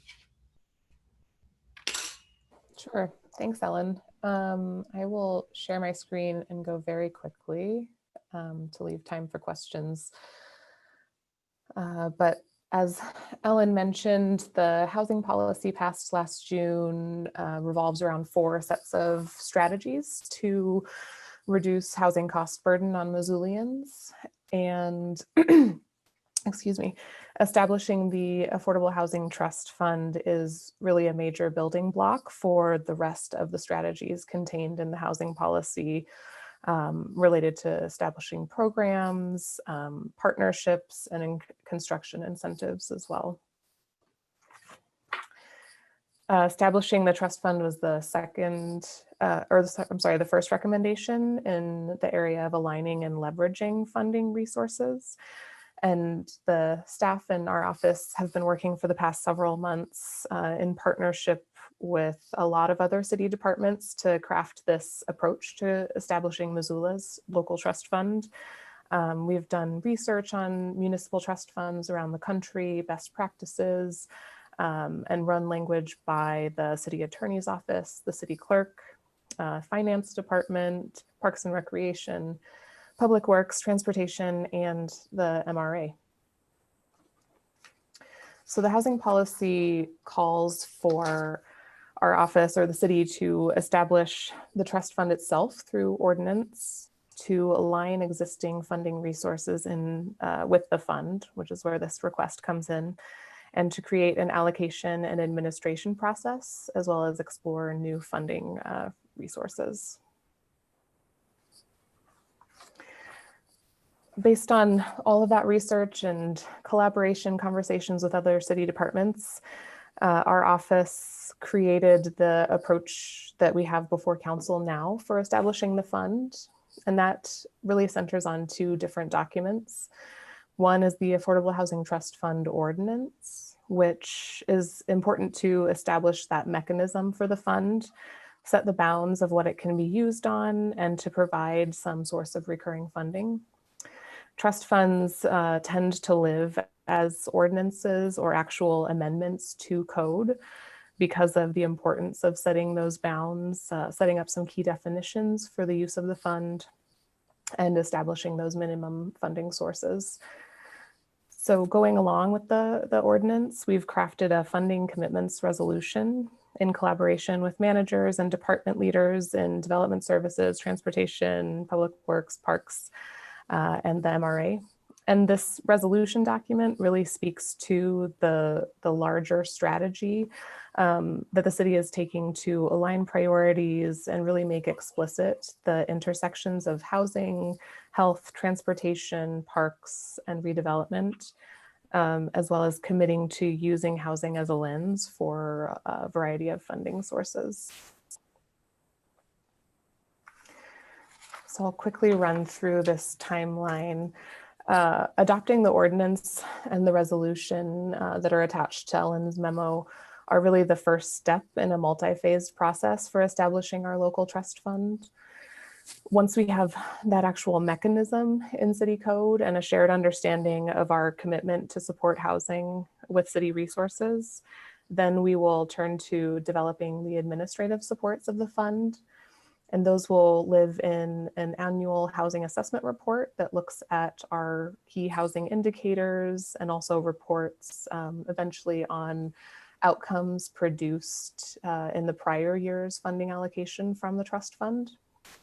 We will develop trust fund policies and procedures. You'll notice in the ordinance, we have pretty broad language about kind of basic key components of beneficiaries and match and loan terms, and that will be built out in this much larger administrative policies and procedures document. We'll create a trust fund annual allocation plan and then draft the RFP or application template for the fund. And then we also believe that community oversight is a key function for the trust fund, and it's a best practice for municipal and county trust funds around the country. So we will create the Citizen Advisory Committee that will go through a council process, take applications, and then we'll actually convene that committee before piloting the first annual cycle of the trust fund. And what that annual cycle we envision will look like is that the Citizen Advisory Committee will review the housing assessment, help with the allocation plan, and then individual projects will be funded by staff review so that we can move pretty quickly as projects come to us. So our request of you all today is that the MRA board supports the formation and funding of the Affordable Housing Trust Fund, and that you support the language in the resolution that speaks specifically to MRA's annual contribution, which Ellen spoke to kind of the approach or the process of that through the annual MRA budgeting process. And quickly, our timeline, as Ellen mentioned, we presented at the Committee of the Whole yesterday. City Council will have a meeting on Monday where they do the first reading of the ordinance and resolution and set the public hearing for July 13th. And then City Council holds those public hearings open for a week, so final action coming on July 20th. And in the meantime, between now and that public hearing, we will take public comment, make any adjustments needed to the documents, and go from there. Thank you. Ellen, do you want to come back and add anything? You know, I'm not sure there's anything that really needs to be added. Didn't talk through the resolution or the ordinance allowing Montana to cover that. So I think if there are any questions from the board, we've been here for a while already. We're happy to try to answer those.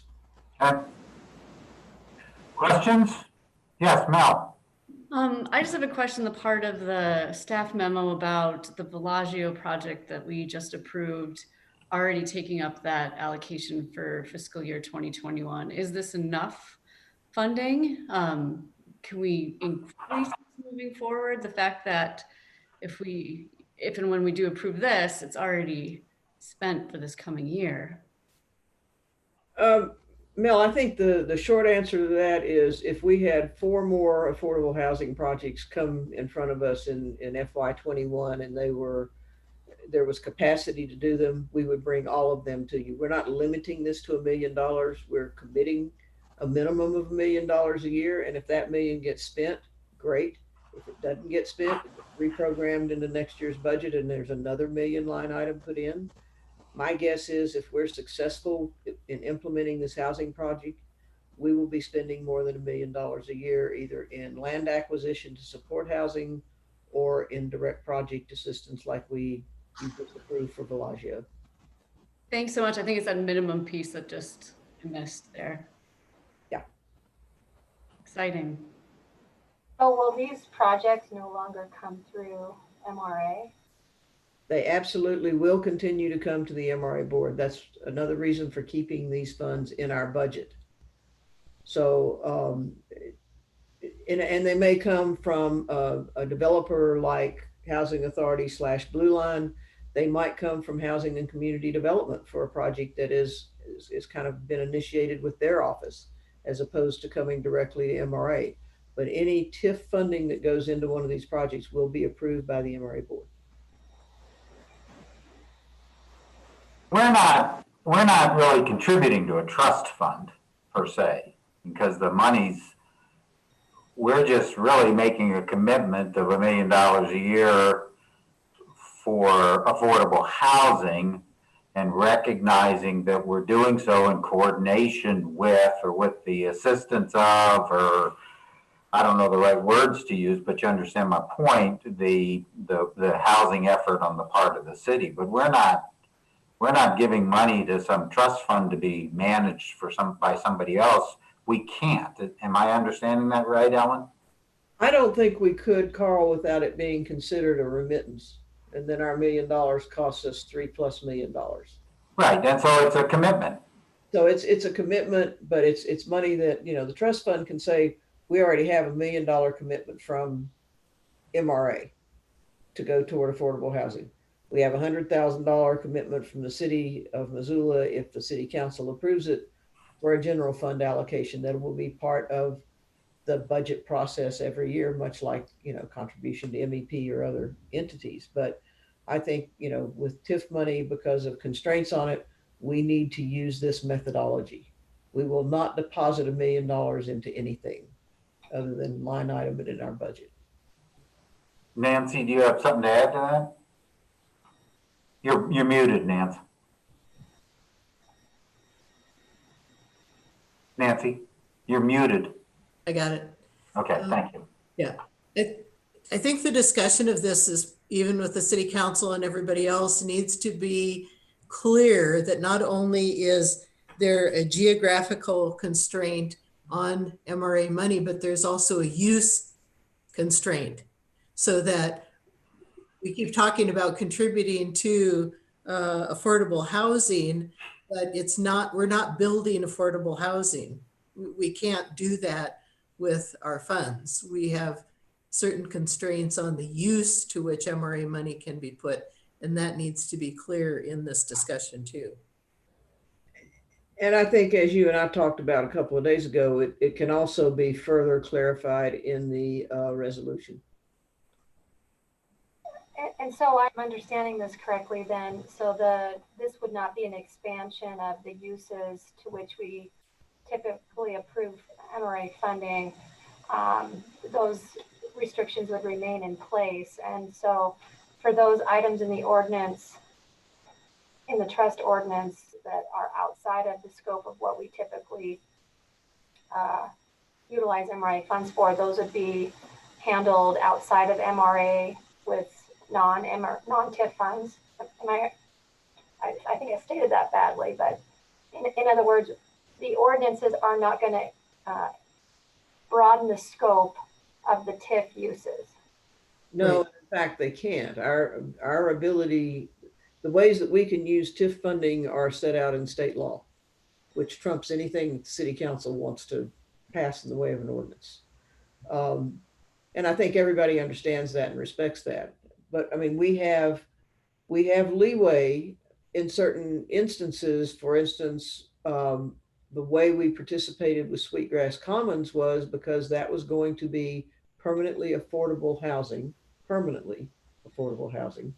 There's language in state law that gives us latitude to assist with property acquisition. So we wrote down the cost of that property that Sweetgrass was built on. In the case of Bellagio, those are publicly owned buildings at the end of the day. So we were able to do help with making that site usable for that use, which we might have been able to do anyway, but it was even clearer that we could do that because it's a publicly owned building. Our hands are more tied when it's a project that is completely owned by, say, a nonprofit like Homeward. We don't have as much flexibility as we have with the publicly owned building unless they're doing as they did with Sweetgrass Commons and building permanently affordable housing that meets the state statute that gives us more flexibility. So we try to participate in any number of different ways to bring as much benefit to subsidized housing as we can. Right, but the city is, I mean, if you look at when I looked at the ordinance itself, it doesn't commit this money for that purpose. It sets up an actual trust fund, and it sets up an actual citizen advisory committee and those kinds of things. And it doesn't really, and our funds are included in that, nor can they be. So really what's happening is that the city is saying, or will say, hopefully, if this passes, that this is a mechanism we're going to use for this purpose, and we are going, and by this, if we pass this, we're saying, well, we're in to help in the ways that we legally can help with a minimum commitment of $1 million a year. Do I have that right, Ellen? I think so, yeah. That's the way I understand it.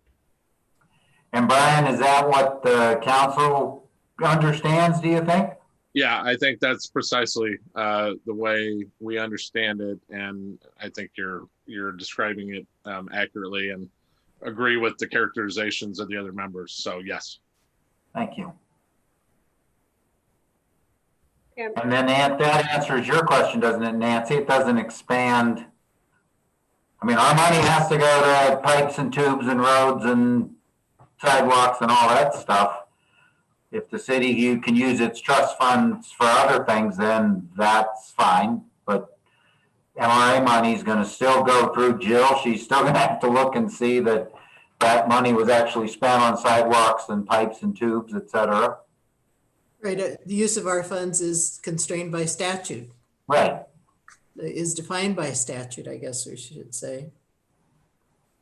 Ruth, did you have something? Well, I'm sorry I cut out there for a while. I learned the limits of the battery power on my laptop. So I'm sorry if this question was already answered about, I understand that at least for the next year that we will commit money from the North Reserve Scott Street Urban Renewal District as our contribution to the trust fund. But is there a mechanism to transfer from one district to the other?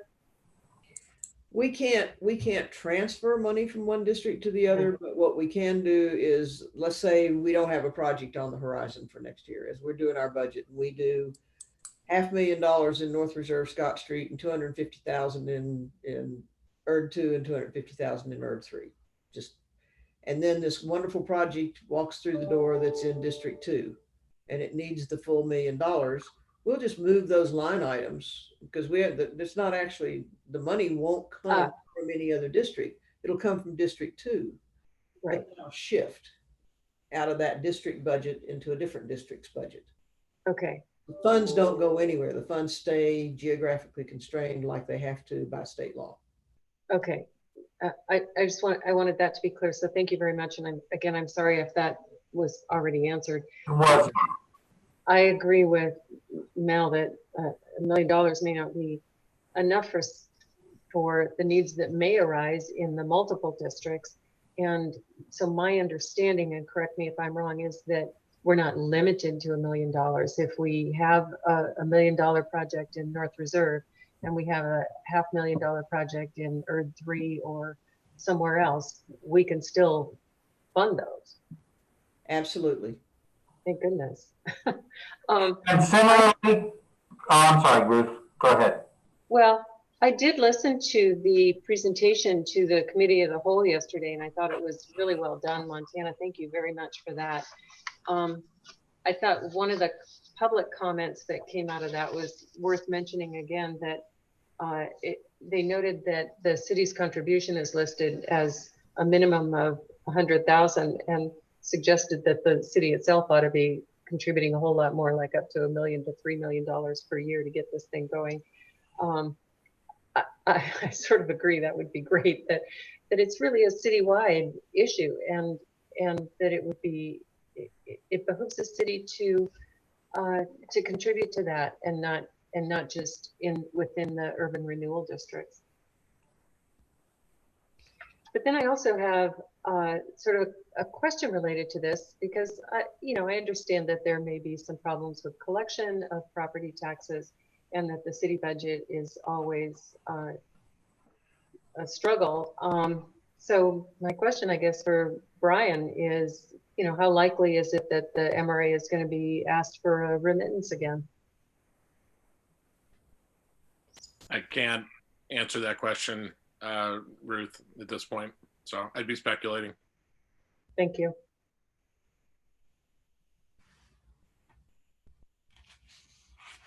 Nancy. If I could, I think in fairness, two other components to this trust fund are CDBG funds and home funds, which are entitlement funds that the city receives. Those are being committed to this trust fund in addition to the $100,000 that would come out of general fund. So the $100,000 is certainly not the limit of the city of Missoula's commitment to this. Oh, okay, that's good to know. What are the amounts of those funds? Well, in those, so we got a little bit of feedback yesterday that we can clarify some of the language in the resolution, but just as a quick explanation, the idea between having an ordinance and a resolution, the resolution is intended to capture the full range of funds that the city has at its disposal that cannot, because of the way that they're regulated by federal regulations or state regulations, cannot be placed specifically into that fund account. And so that's why we reference TIF in that resolution document, because we understand that it has to fall within the bounds of state regulation and the districts. We also reference that we have some federal transportation funding that falls into that same category. And CDBG and home similarly cannot be placed directly into the fund itself. Those operate on a reimbursement basis, but they are aligned. So again, speaking to that kind of greater strategy of aligning all of these funding resources towards our housing policy goals. And those range a little over $1 million a year, but they're variable. And so it just depends on the federal budget each year what we will get in CDBG and home. Okay, thank you. Nancy.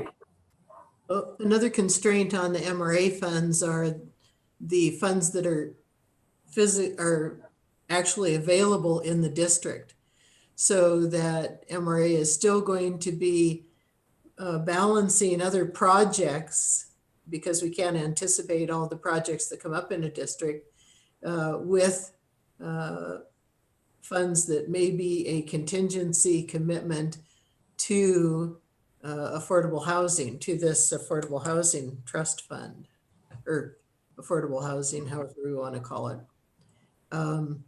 So I think those are all considerations that the board has to make in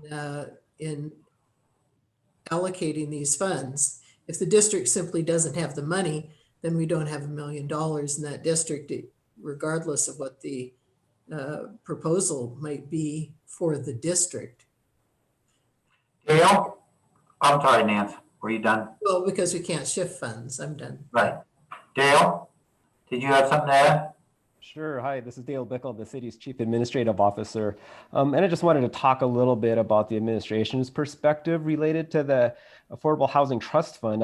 While it does create this fund that will be restricted and will have resources in it they'll actually get deposited into the fund, I kind of want you to think of it as a basket of funding sources that are applicable. It's how we're changing our priorities. So not only are we talking about a general fund allocation. It's only listed as 100,000. Hopefully it will be more in this budget, in our approaching budget. But our general fund is so constrained, it's difficult. But what we are looking at doing is looking at all of our programs. And as we prioritize our capital improvement projects, whether it's our sidewalk program, water utility, wastewater utility, open space, all of those sources of funding we use now for projects, we're adding an affordable housing context to all of those. So as we develop a screening, and this is an entire new capital improvement screening tool that we'll be introducing in this budget process. You'll see that while the new resource related to a general fund deposit may be small, we're going to see a lot more of our resources in general focusing on affordable housing. Okay, anything else from others? I think we get it. I think we understand that we still have our obligations to fulfill. And I think what we're doing is making, saying that this becomes at no, $1 million priority for us. Or at least. And I think those of us who are on the board who've made commitments before, we've got a pretty good track record of following through with our commitments. So if we would put up the numbers for public comment, because I think we might be getting ready for that. I'd ask if there aren't any more questions for now, if someone would like to make a motion. This is Ruth, and I'll move the staff recommendation unless you want me to read it. I let Mel off the hook and got a little, I think, text from Jill saying that people who haven't seen the staff recommendation, who may be listening in, might not know what it is. So would you please read it? Or maybe they could put it on the screen or something. But I can read the staff recommendation, which is that the MRA board approve an annual allocation of $1 million in the MRA budget, which is earmarked for affordable housing projects that meet the requirements of the Affordable Housing Trust Fund, and direct staff to modify the budget formats to include a line item for affordable housing contingency, unless an approved project meets that obligation, beginning with the FY21 budget, with the understanding that any unspent contingency funds will be reprogrammed as part of the subsequent year's budget, and a new $1 million allocation will be included in the new budget. okay, is there a second? I'll second it. Okay.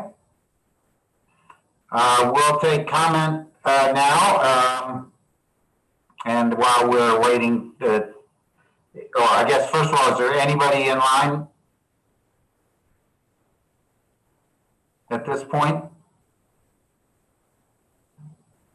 Yes, we have one person in the waiting room. This is our return caller, 5678. Okay. One moment till I admit him.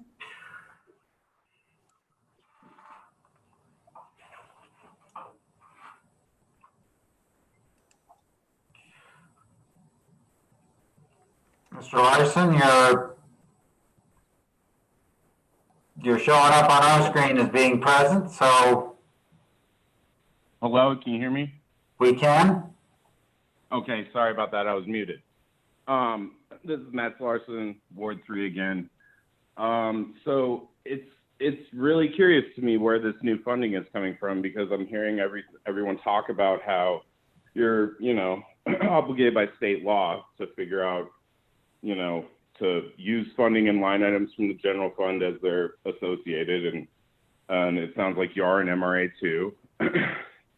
And it's not that I don't appreciate you guys addressing this greater issue of affordable housing.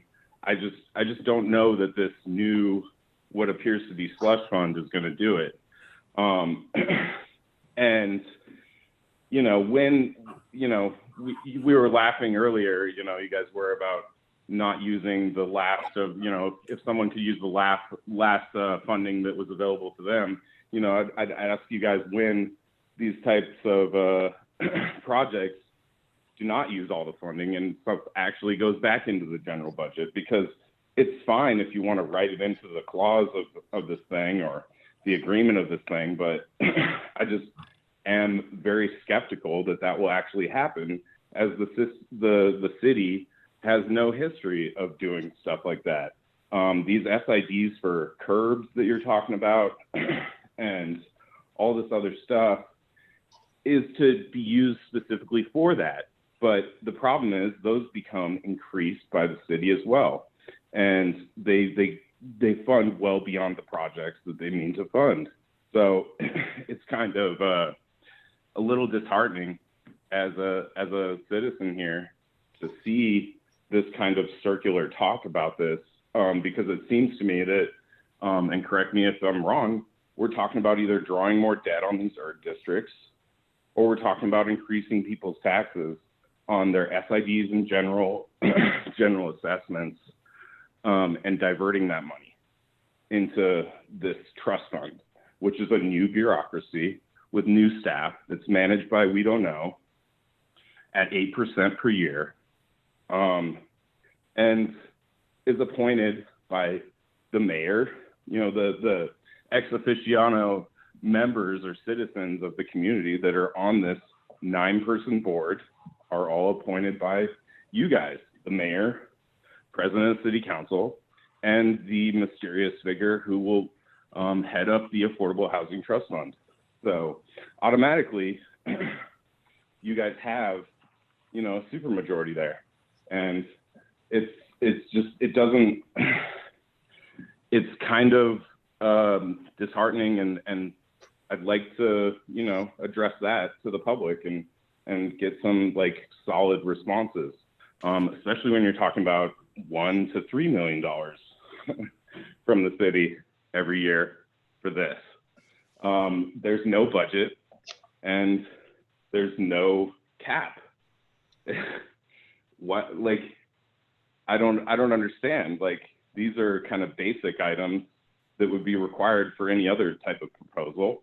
And it seems a little ridiculous to me, but maybe I'm just a common folk who doesn't understand this, this issue. Thank you very much. I appreciate everything you're doing. Thank you. Okay. Any additional comment? Just a quick comment, and maybe for Montana, because I see that all of these things that the Affordable Housing Trust Fund is aligned with Parks and Rec, open space, transportation, infrastructure, et cetera. And I'm wondering if there's also an alignment, if it needs to be in any of these documents, I don't know, but with our climate smart goals.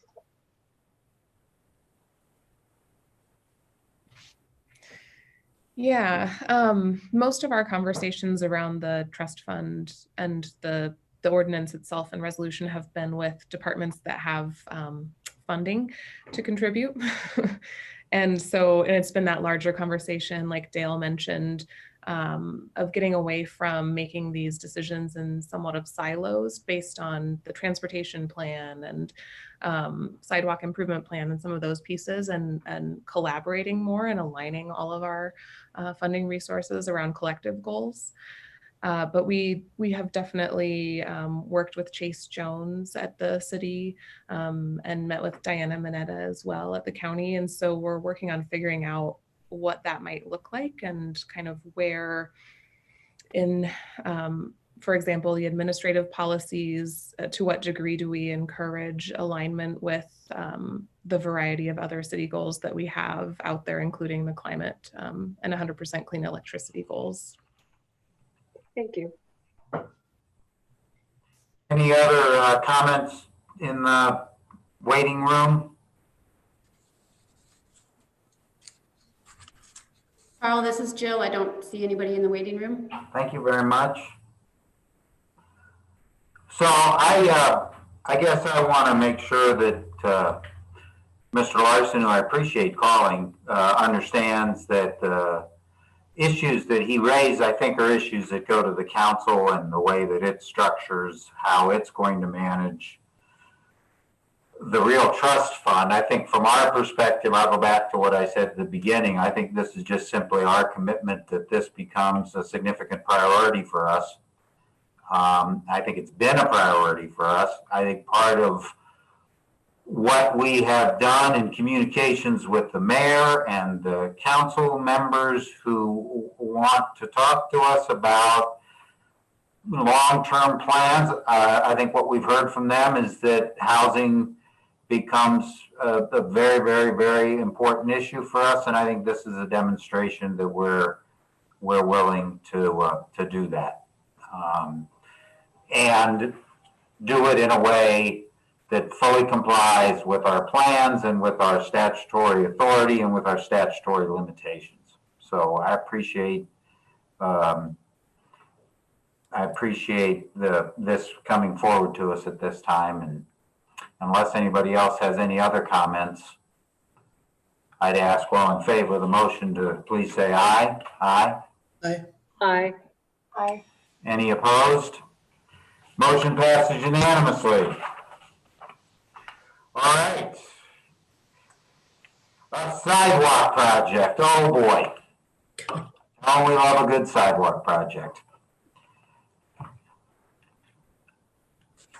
You were there? No, there you are, Todd. What do you got for us today, bud? I am going to share my screen here so we can look at my exhibit. Yeah, just to kind of keep this brief, I think I gave a pretty detailed explanation in my staff report of how we do our mapping, and about dealing with water service lines and water curb boxes. And I'll say that during the course of work on the ERD2 sidewalk project, the 2nd and 3rd Street sidewalk project, a private water service line was damaged, and the request today is to approve a change order to repair that service. I think I'll just kind of jump to maybe trying to answer two main questions I had when I was apprised of the situation. One being, why MRA? Why does it all lie at MRA for the cost? And I think kind of boils down to we broke it, we fix it. The curb box for this property was covered over with asphalt, and it was located near the alley close by where the damage was done. It was located in this area, covered with asphalt, so it wasn't picked up on the mapping for the project that Territorial Landworks did. And so we don't see that there's any really any negligence on the side of the contractor. There was no visual indication, no red flag that, hey, there's a water service line in this area, particularly this far away from the water main. In 4th and in 3rd, we're about as far away from a water main as we can get. So we pretty much assumed that we were in the free and clear for installing the sump at the alley approach here.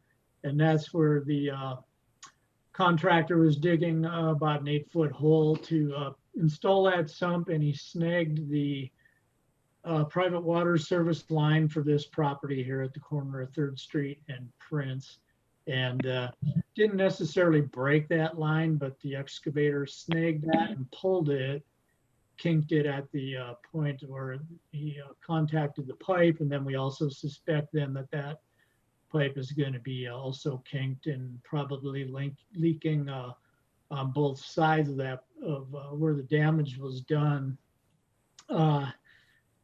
Missoula Water and city engineering recommend that we look at replacing the whole line to reduce exposure for the city, for any future liability, for any problems that might happen on that line. I think a property owner, if they feel there's a problem with their line, could come back to the city and say, hey, that damage to that line is causing further problems. So they're recommending we replace that water service line. And we looked at coming off 4th Street here and just kind of running it maybe a little further out in the street to get away from the sidewalk here.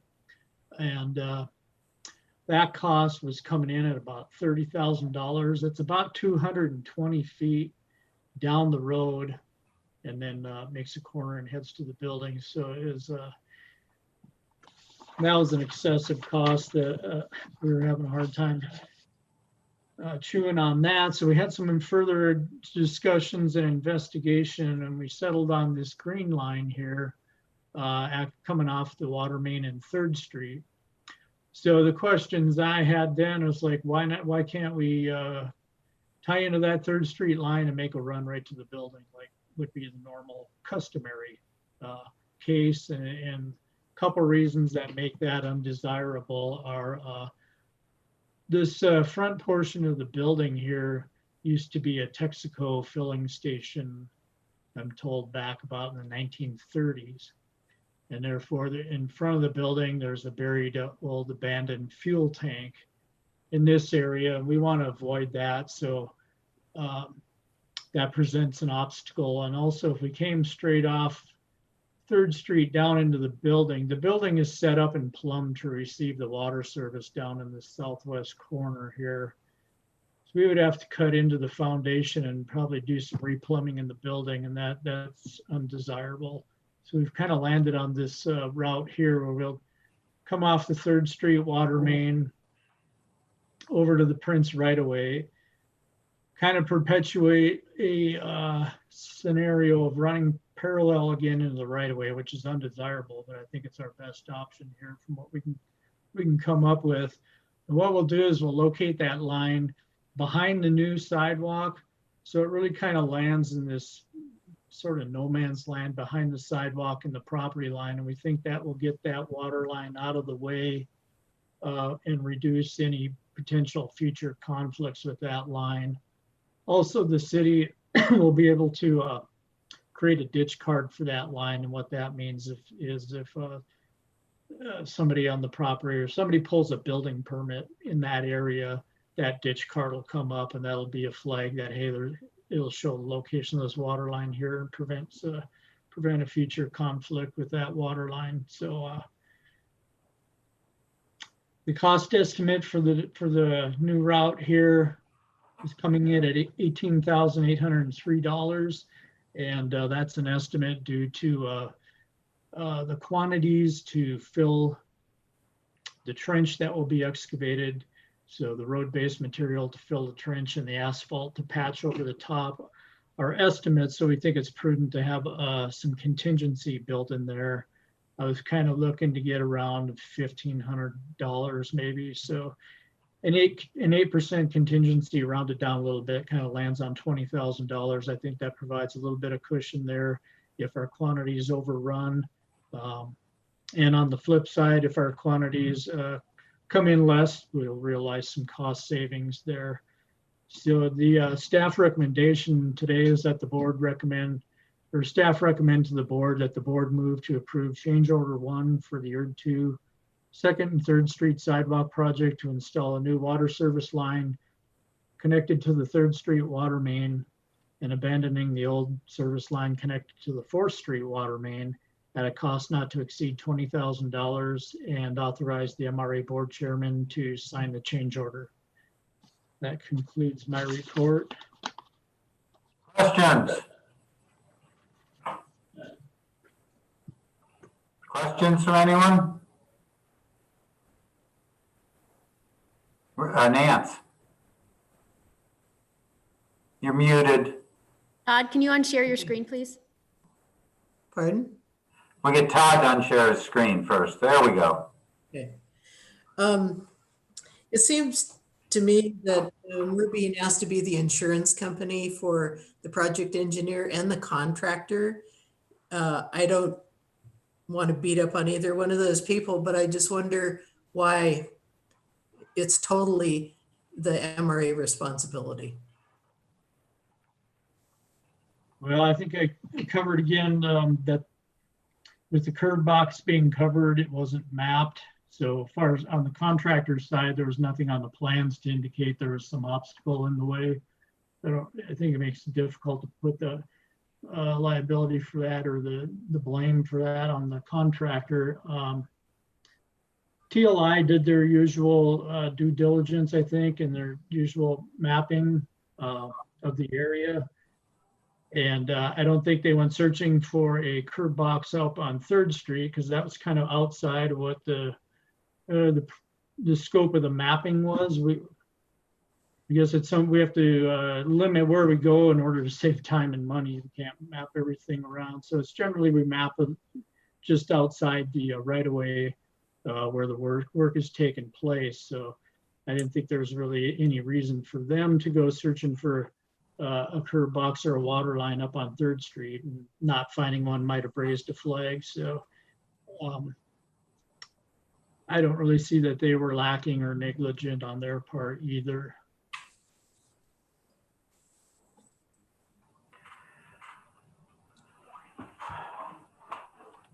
Does the owner approve all this?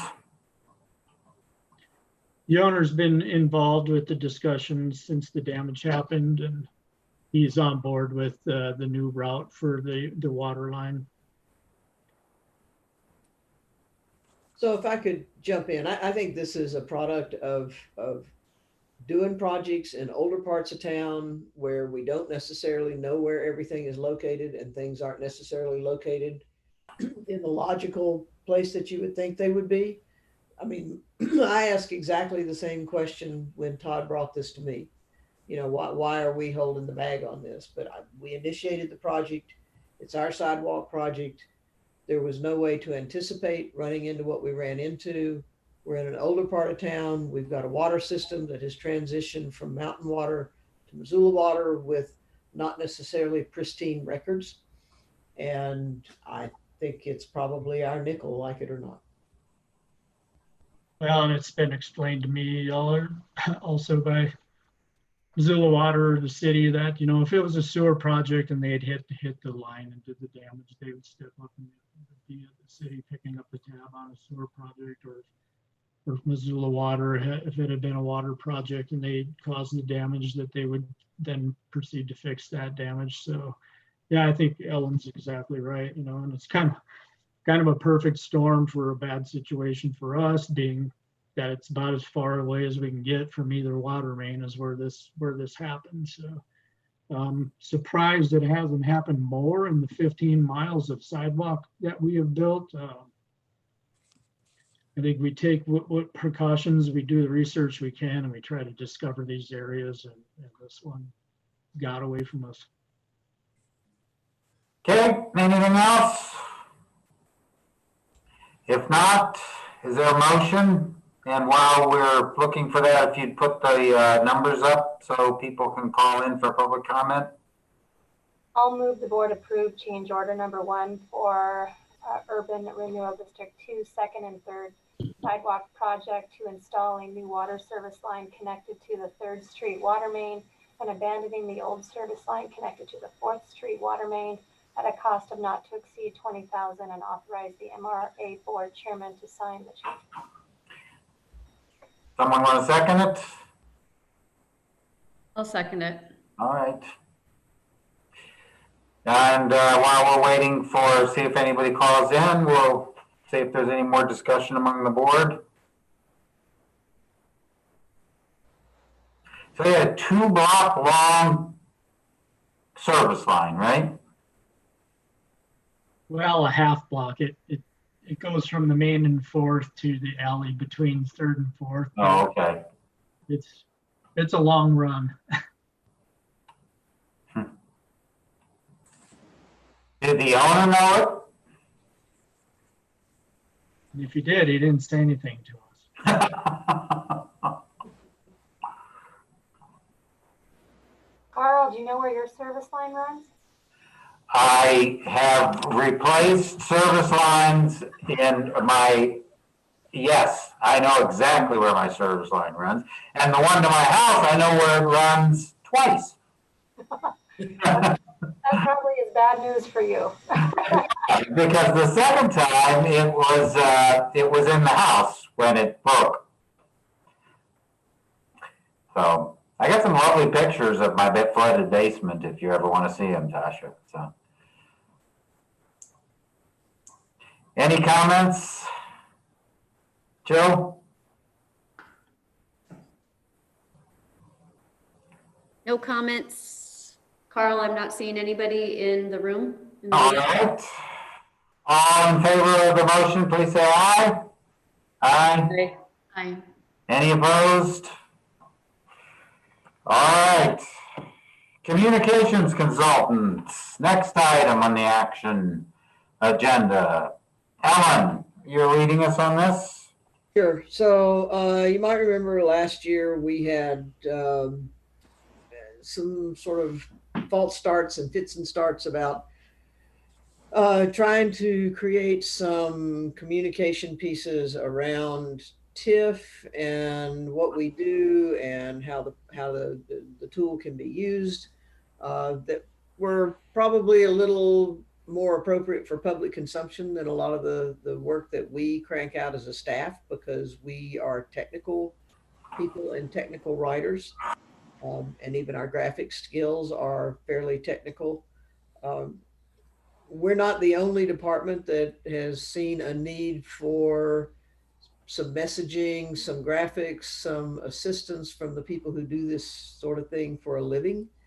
So the decision was made by the administration to put out an RFQ to solicit firms with different areas of expertise that various departments and divisions within the city could could access in order to get some assistance when we've got a project that might be complicated to explain, or we just want to try to have public messaging around what we do in general.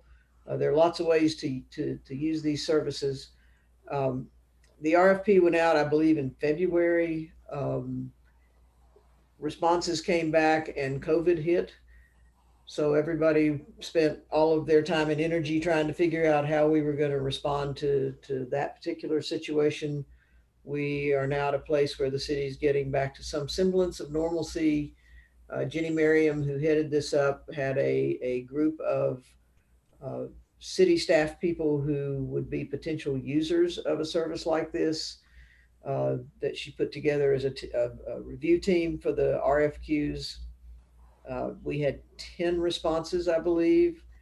All of them had different strengths and brought different things to the table. And the ultimate decision by this review team was to go ahead and put all of them kind of in the pool of resources available to city departments. This is not unlike what the city does with engineering firms for projects under a certain amount of money.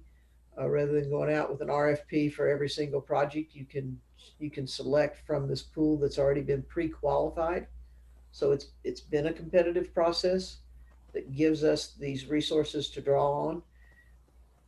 The request to MRA today, to the board today, is that we look at putting money into our budget to the tune of, and I'm suggesting $50,000 that would go into the FY21 budget, much like the funds that you've approved in the fairly recent past for things like due diligence when we're looking to acquire a piece of property.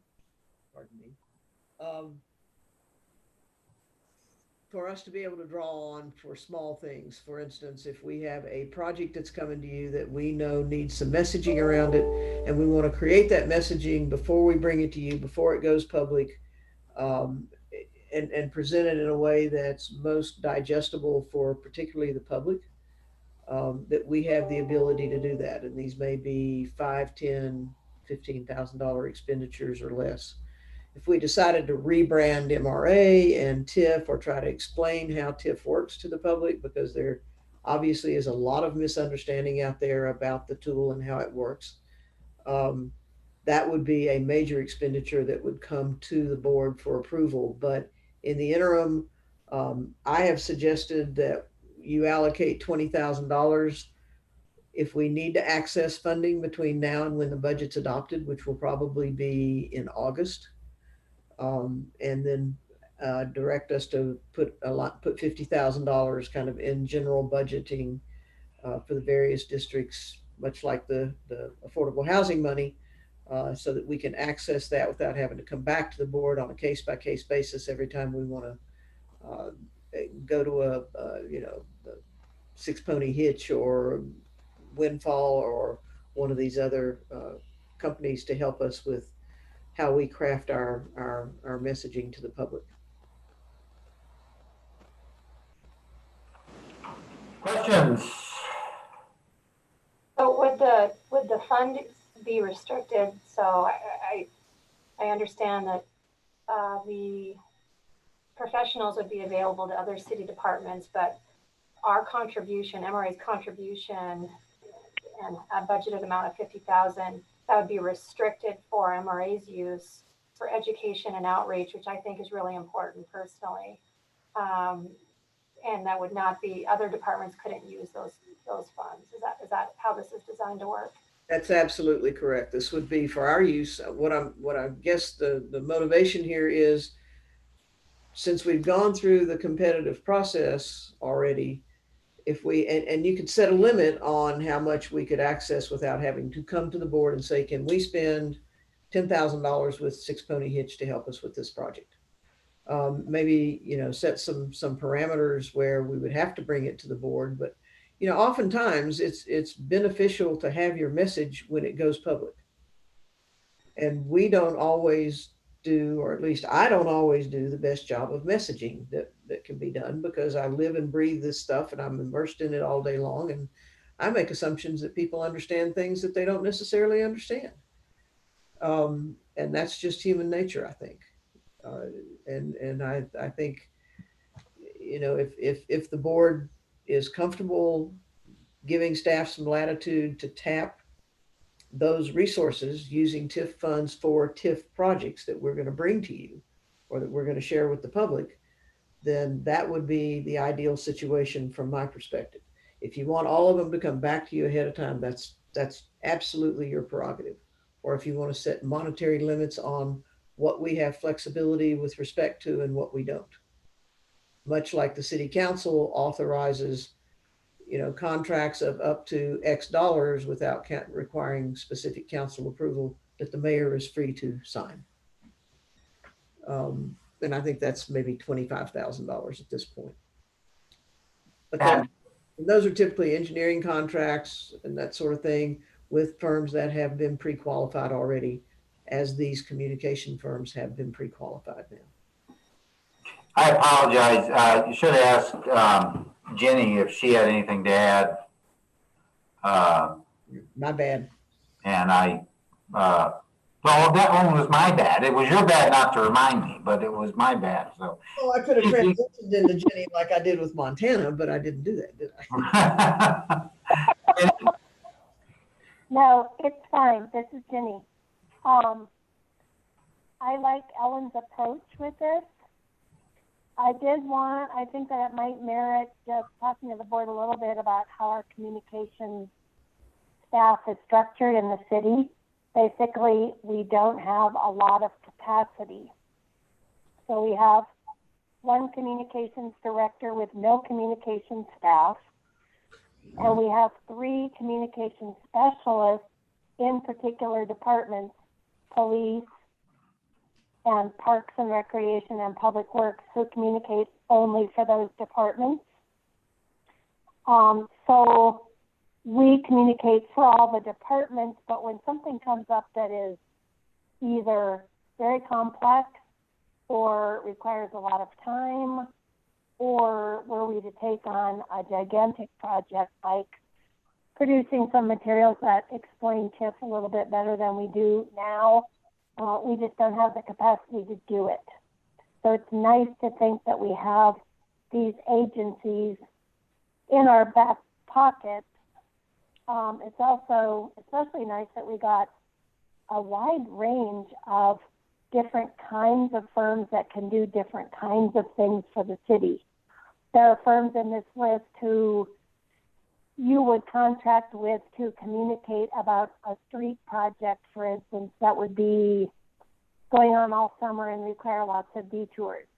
That same firm might not be the one that you would hire for rebranding, or you would hire to do strategic communications outreach on a particular project.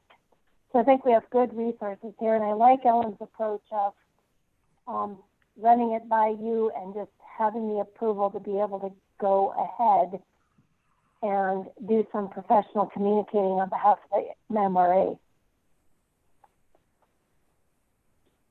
So my question is, to Ellen, if you're looking at a funding request and you need help before it goes public, how is it that we can act on that?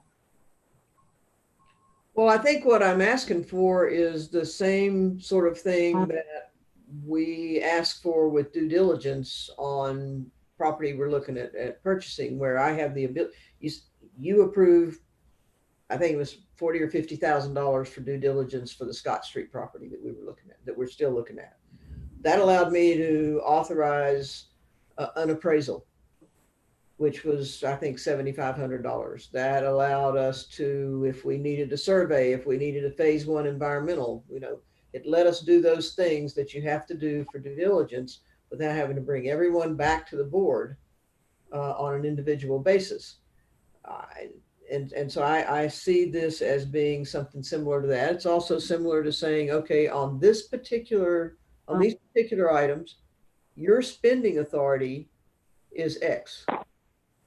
And right now my spending authority for things in general is $5,000. Well, that doesn't get you a whole lot.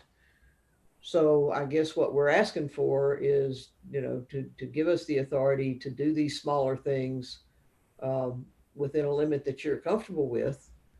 And I'm asking for $20,000 between now for the FY20 budget, which we're in right now, and for an allocation in 21 of $50,000 that's discretionary money to use to create these communication pieces, whether it's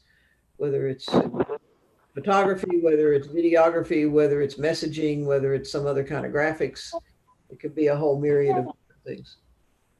Right, but my question is that as I understood it, the idea is that if you pick something today, the Bellagio apartments, you guys decide, you know what, this is a 10-page memo, it's very technical, let's say it's a lot more because of the work that they had to do in order to get these grants and funding, you find out it's a lot more public interest a lot more interest in this in the public than would be the normal project. So when we present it to the board, we want to make sure we're doing it right. Right. And the messaging is clear to the public. I mean, the board understands the technicalities, what we're doing. Right, but the messaging is clear so that when it does go this public, the messaging is clear, right? Yes. Okay, so that's one thing. And are you saying that you would have basically the full range of the budget to do that with, or is that what you're proposing? You would have up to, in this year, $20,000 for that one project? Or for a combination of projects, or you could say no project can exceed X dollars without having to come to the board for specific approval. Well, I'm trying to figure out the right way to do that, because it seems to me that the board, if we say, yeah, right, we rely on you to do all this technical work and then do the messaging too, and you don't have anybody that really knows the messaging stuff very well, so go to these people to get help. That's one thing. But I mean, this would also be, what happens if you decide we need to completely redo the web page and change stuff like that? I mean, is that something that the board should be at least approved before we do it? I think that's one reason we may want to look at what is the limit on an individual expenditure within that larger amount of money that you're comfortable with. And we can. So what is the limit? Well, that's the limit in the budget that, yeah, I mean, I don't see this in a lot of ways a whole lot different than the due diligence money that you approved when we bought the MRL property and as we're looking at buying the Scott Street property. but maybe it is. Well, but didn't we, well, correct me if I'm wrong, didn't we say you have X amount of dollars to do the due diligence you need to do on this particular piece of property? That's correct, but you did not then drill into that and say, and you can't spend more than $10,000 on an appraisal, and you can't spend more than, you know, $8,000 on environmental. We had latitude within that $50,000 allocation for due diligence to get all those pieces parts done. But we didn't say you have $50,000 to do due diligence on any piece of property you want to do due diligence on. No, it was on a specific acquisition, yes. And this Right. So how do we cut that difference to deal with this situation? Or do we need to? in my mind, I guess I don't understand why you would need to, but that's up to you as a board. So from my perspective, so the ask is 20,000 in this fiscal year. Is that right now? I'm sorry, can you say that again? 20,000 in this fiscal year and then 50 in the next. Yes, that's the suggestion. Yeah, so I'd like to see the 20,000 specifically allocated to general education and outreach about MRA, TIF funding, and the rules and restrictions around the use of those funds. I think that's going to be a much more powerful and usable tool going forward. And that money invested now will, you can just keep utilizing those things in the future. Going forward, I think that there is some number, and I don't know what it is, that I know I would be comfortable authorizing your use on a per project basis without coming back to us. I have, like 5,000 in my mind, maybe that's too much or too little. But something like that I think would be appropriate. I wonder whether 50,000, if we invest in initially in some general education and outreach tools, I do wonder if you really need 50 going forward on a per project basis. But I don't think we'll know until we get into that. And so, I mean, I'm comfortable with this, but I really would like to see a sizable investment made right away on general education and outreach, because I really do feel like there is some barriers to understanding, and those barriers really restrict the public's ability and willingness to engage with us. And so then what we're faced with is the reality that not very many people come to our meetings. And then when we go out in the community, we face some opposition that is based at least partially on a misunderstanding of what it is that we're doing. And so I really think this could be valuable to the organization to invest some funds in education. So I would suggest that to you that based on conversations that we had last summer, and granted this was with one firm, communication firm, to take on this whole public outreach about what TIF is, what TIF does, what we have used tax increment funds for over the years, to really start to correct that misinformation that's out in the community and create the kind of understanding that we need, is a large enough amount that it's going to need to come back to the board for an allocation of money. $20,000 won't scratch the surface of that sort of thing. And so I'm perfectly happy if the board would rather focus those efforts on the big message, if you will, for lack of a better term. That's fine. That's what we'll do. And we'll continue to do business on individual projects as we have. And we can, if we have something that comes along that we feel like we need some professional assistance with, we can bring it back to the board with a proposal, a funding proposal for it. I would love the ability to have some good messaging when we come back to the board to ask money to buy messaging, but that's, we can navigate that. I mean, the project's out there when we do that. And if we've screwed it up, we've screwed it up. Nancy? I don't understand how this is going to work. I understand the point about education and outreach, but my experience is that the general public doesn't pay much attention to generalities, and that any education and outreach needs to be focused on specific projects. So I'd like to see a more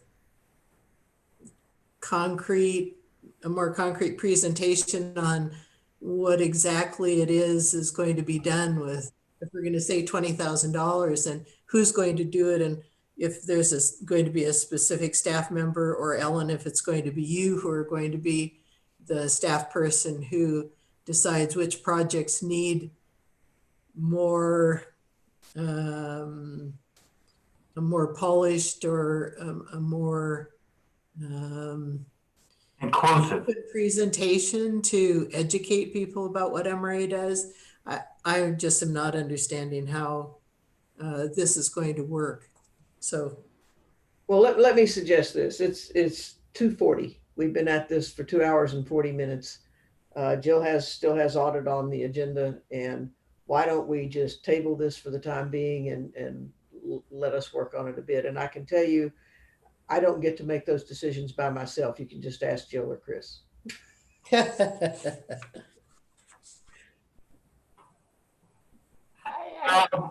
don't want you to think that I'm against this, Ellen. I think it's a good idea, and I want to talk about it more.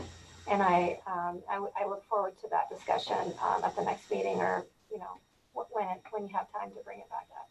And I totally get that. I mean, when we talk about due diligence, certain activities come to mind, and it's focused on a specific piece of property or project. And this is much broader, so I think it probably warrants additional discussion, and we'll be happy to work on that and bring it back to you. Yeah. I think my only request is that we do so sooner rather than later. And I mean, if we are going to be looking at something like this, particularly if we break it down to individual projects, we could have one of those in a month or two. I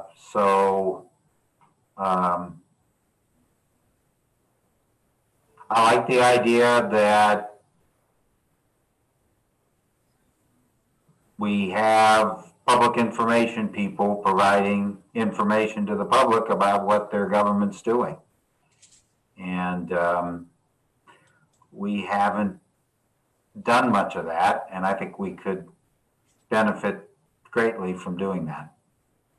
Well, and we have tools out there that we're absolutely not taking full advantage of because we just don't have staff capacity to do it. I mean, we got a pathetic Facebook page, but Jenny made us have one. But we definitely need help with communication. Okay. Well, unless somebody objects, we'll bring this up. We'll hear more about this next time, hopefully. Will do. Right? Okay, Jill, audit. Hi. Thank you, everybody. I have to make sure I have all my mics on here. So I included a memo in the packet originally, and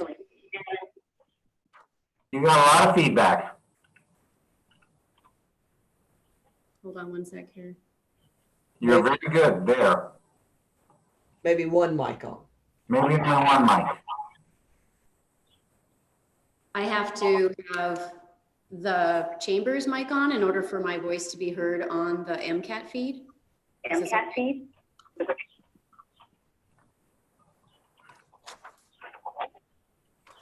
Would it make sense for you to go in the chambers to do this presentation?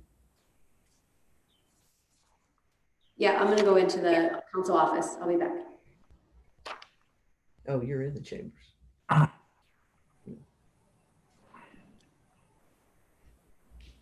think Jan and Will are already in. Jan's here. Or her picture's here.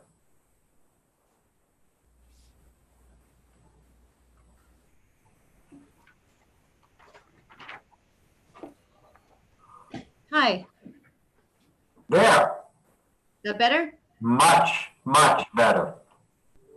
Okay. So in the packet, I included a memo regarding the request to the board to approve a 1-year extension for our contract, our audit contract with Anderson Zumilan. We did not have quotes from AZ when I wrote the original staff memo. On Monday or early, we did get numbers from AZ. And so there was a subsequent staff memo that I wrote, and I emailed it to the board, and I also loaded it up and linked it to the agenda. I just wanted to let you know that in case anybody didn't see that subsequent memo. The governing body for our audit, it comes from the Montana Department of Administration, and it specifies that audit contracts and extensions cannot be executed for more than 3 years, but there's no limit to the number of extensions that can be executed. We did an RFP process for audit services along with the city and the parking commission in 2009, and Anderson Zumilan PC was selected as the successful respondent. We did another RFP process in October of 2014 for the next 3 successive years, 2015, 16, and 17. And again, AZ was the successful respondent. We did an extension, a 2-year extension for fiscal years 2018 and 2000. Sorry, that was me. We had originally anticipated doing another RFP process, but due to the impact of the COVID-19 pandemic on staff availability, we just haven't been able to complete that process, just due to time and everybody scattered and working on other priorities. The city of Missoula, the Missoula Parking Commission, and MRA are approaching their respective governing bodies asking for permission to extend AZ's contract for 1 year in light of this situation. AZ has provided a quote to MRA of $15,000 to provide the audit services for fiscal year 2020.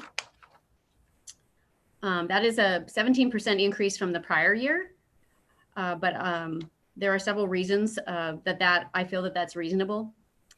In FY19, AZ wrote off almost $16,000 of their time on our contract and have significantly written off a lot of their time over the past successive 7 years. The AZ compiles our audit report, which is quite large. I think you're all aware of that.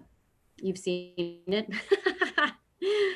You know, we have in our audit report, each of our districts is a component, is a major unit, and we report on that district completely. We provide, the balance sheet, income statement, et cetera, all of the supplementary reports. We've got debt schedules and the notes to the financial statements, including all of the GASB requirements. So the PERS and the other post-employment benefit disclosures, et cetera. AZ, reported back to me that their time is directly correlated with the number of districts that we have, which has grown steadily since we first started auditing MRA. And since part of their opinion is the opinion on each unit, and each district is considered a major fund that they opine on, we need to test the detailed transactions of each district. So when they were first engaged, they had budgeted approximately 125 hours to do the audit. And there's obviously not the same number of districts now as there was back then. In FY19, they reported that their audit time exceeded 200 hours. Jan also says that, historically, they've incurred similar hours in total, for each year. They bill an average of 125 an hour. So typically they've been writing off pretty much as they've billed. They don't anticipate to see any additional hours for auditing fiscal year 20, but they just felt that they needed to make up a little bit of that time and costs that they write off in producing our audit report. So my staff recommendation is that we approve a 1-year contract extension with Anderson Zumilan for audit services for fiscal year 2020, fiscal year ending June 30th, 2020 for $15,000.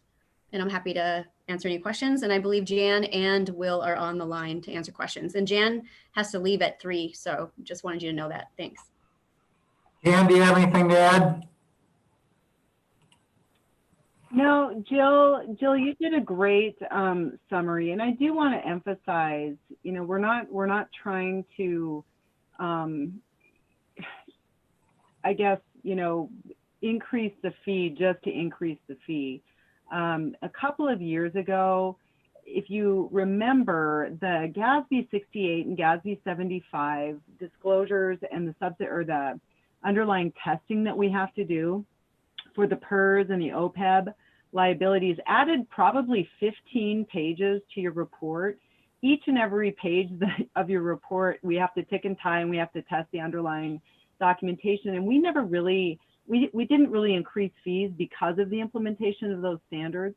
And like Jill said, you know, we're just trying to really do a fair increase in our view to kind of recoup some of the fees that we've written off over the past several years. Each year we write off probably at least 50% of what we incur. And so when I looked at this again for this year, I just felt that $15,000 was a fair fee based on what we do. And especially the compilation of the report is just over 100 pages, and we have to put that information together, articulate it to the underlying supporting documentation that we test, and it just takes an inordinate amount of time. Okay, anything else? Questions?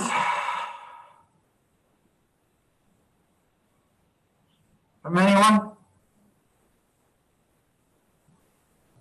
If not, please put the numbers up, Jill, so people can comment if there's a motion, please. I'll move that approval of a 1-year extension of the contract with Anderson Zermillion PC for audit services for fiscal year ending June 30, 2020 for an amount not to exceed $15,000. Is there a second?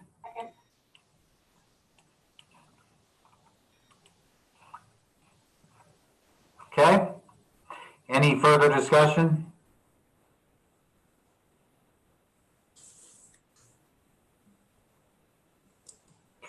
We'll wait here for a minute see if anybody calls in to give comment.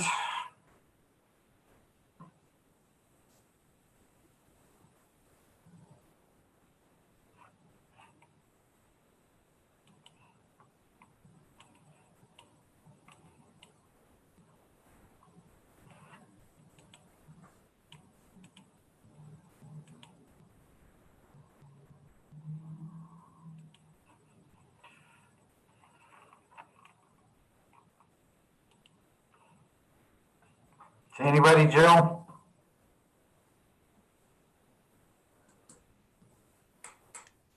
Leslie's on the presenter laptop. I'm sorry, Leslie?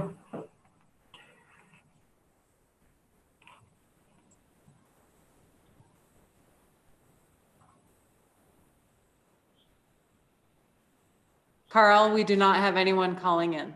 Okay. All right. All in favor of the motion, say aye. Aye. None?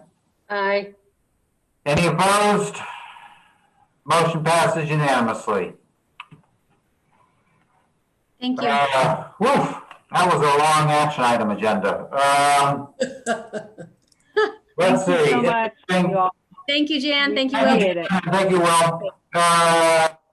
We got a budget reports. We don't have a director's report. Alan, anything you want to call our attention to No, in lieu of a director's report? no. Okay. Any of the committees want to make a report? Chris, you want to make a report on behalf of a committee? Okay. Good, Chris. Anything else from anybody? I could hear him through the wall. Could you? I said I've got a 10-page memo to, never mind. No, Well, I don't have as good as your last one, I'll take it. All right, if not, thank you all very much, and hopefully we can see each other in person one of these days. And with that, we're adjourned. I second that motion. All right. Bye all. Thank you. Thank you all.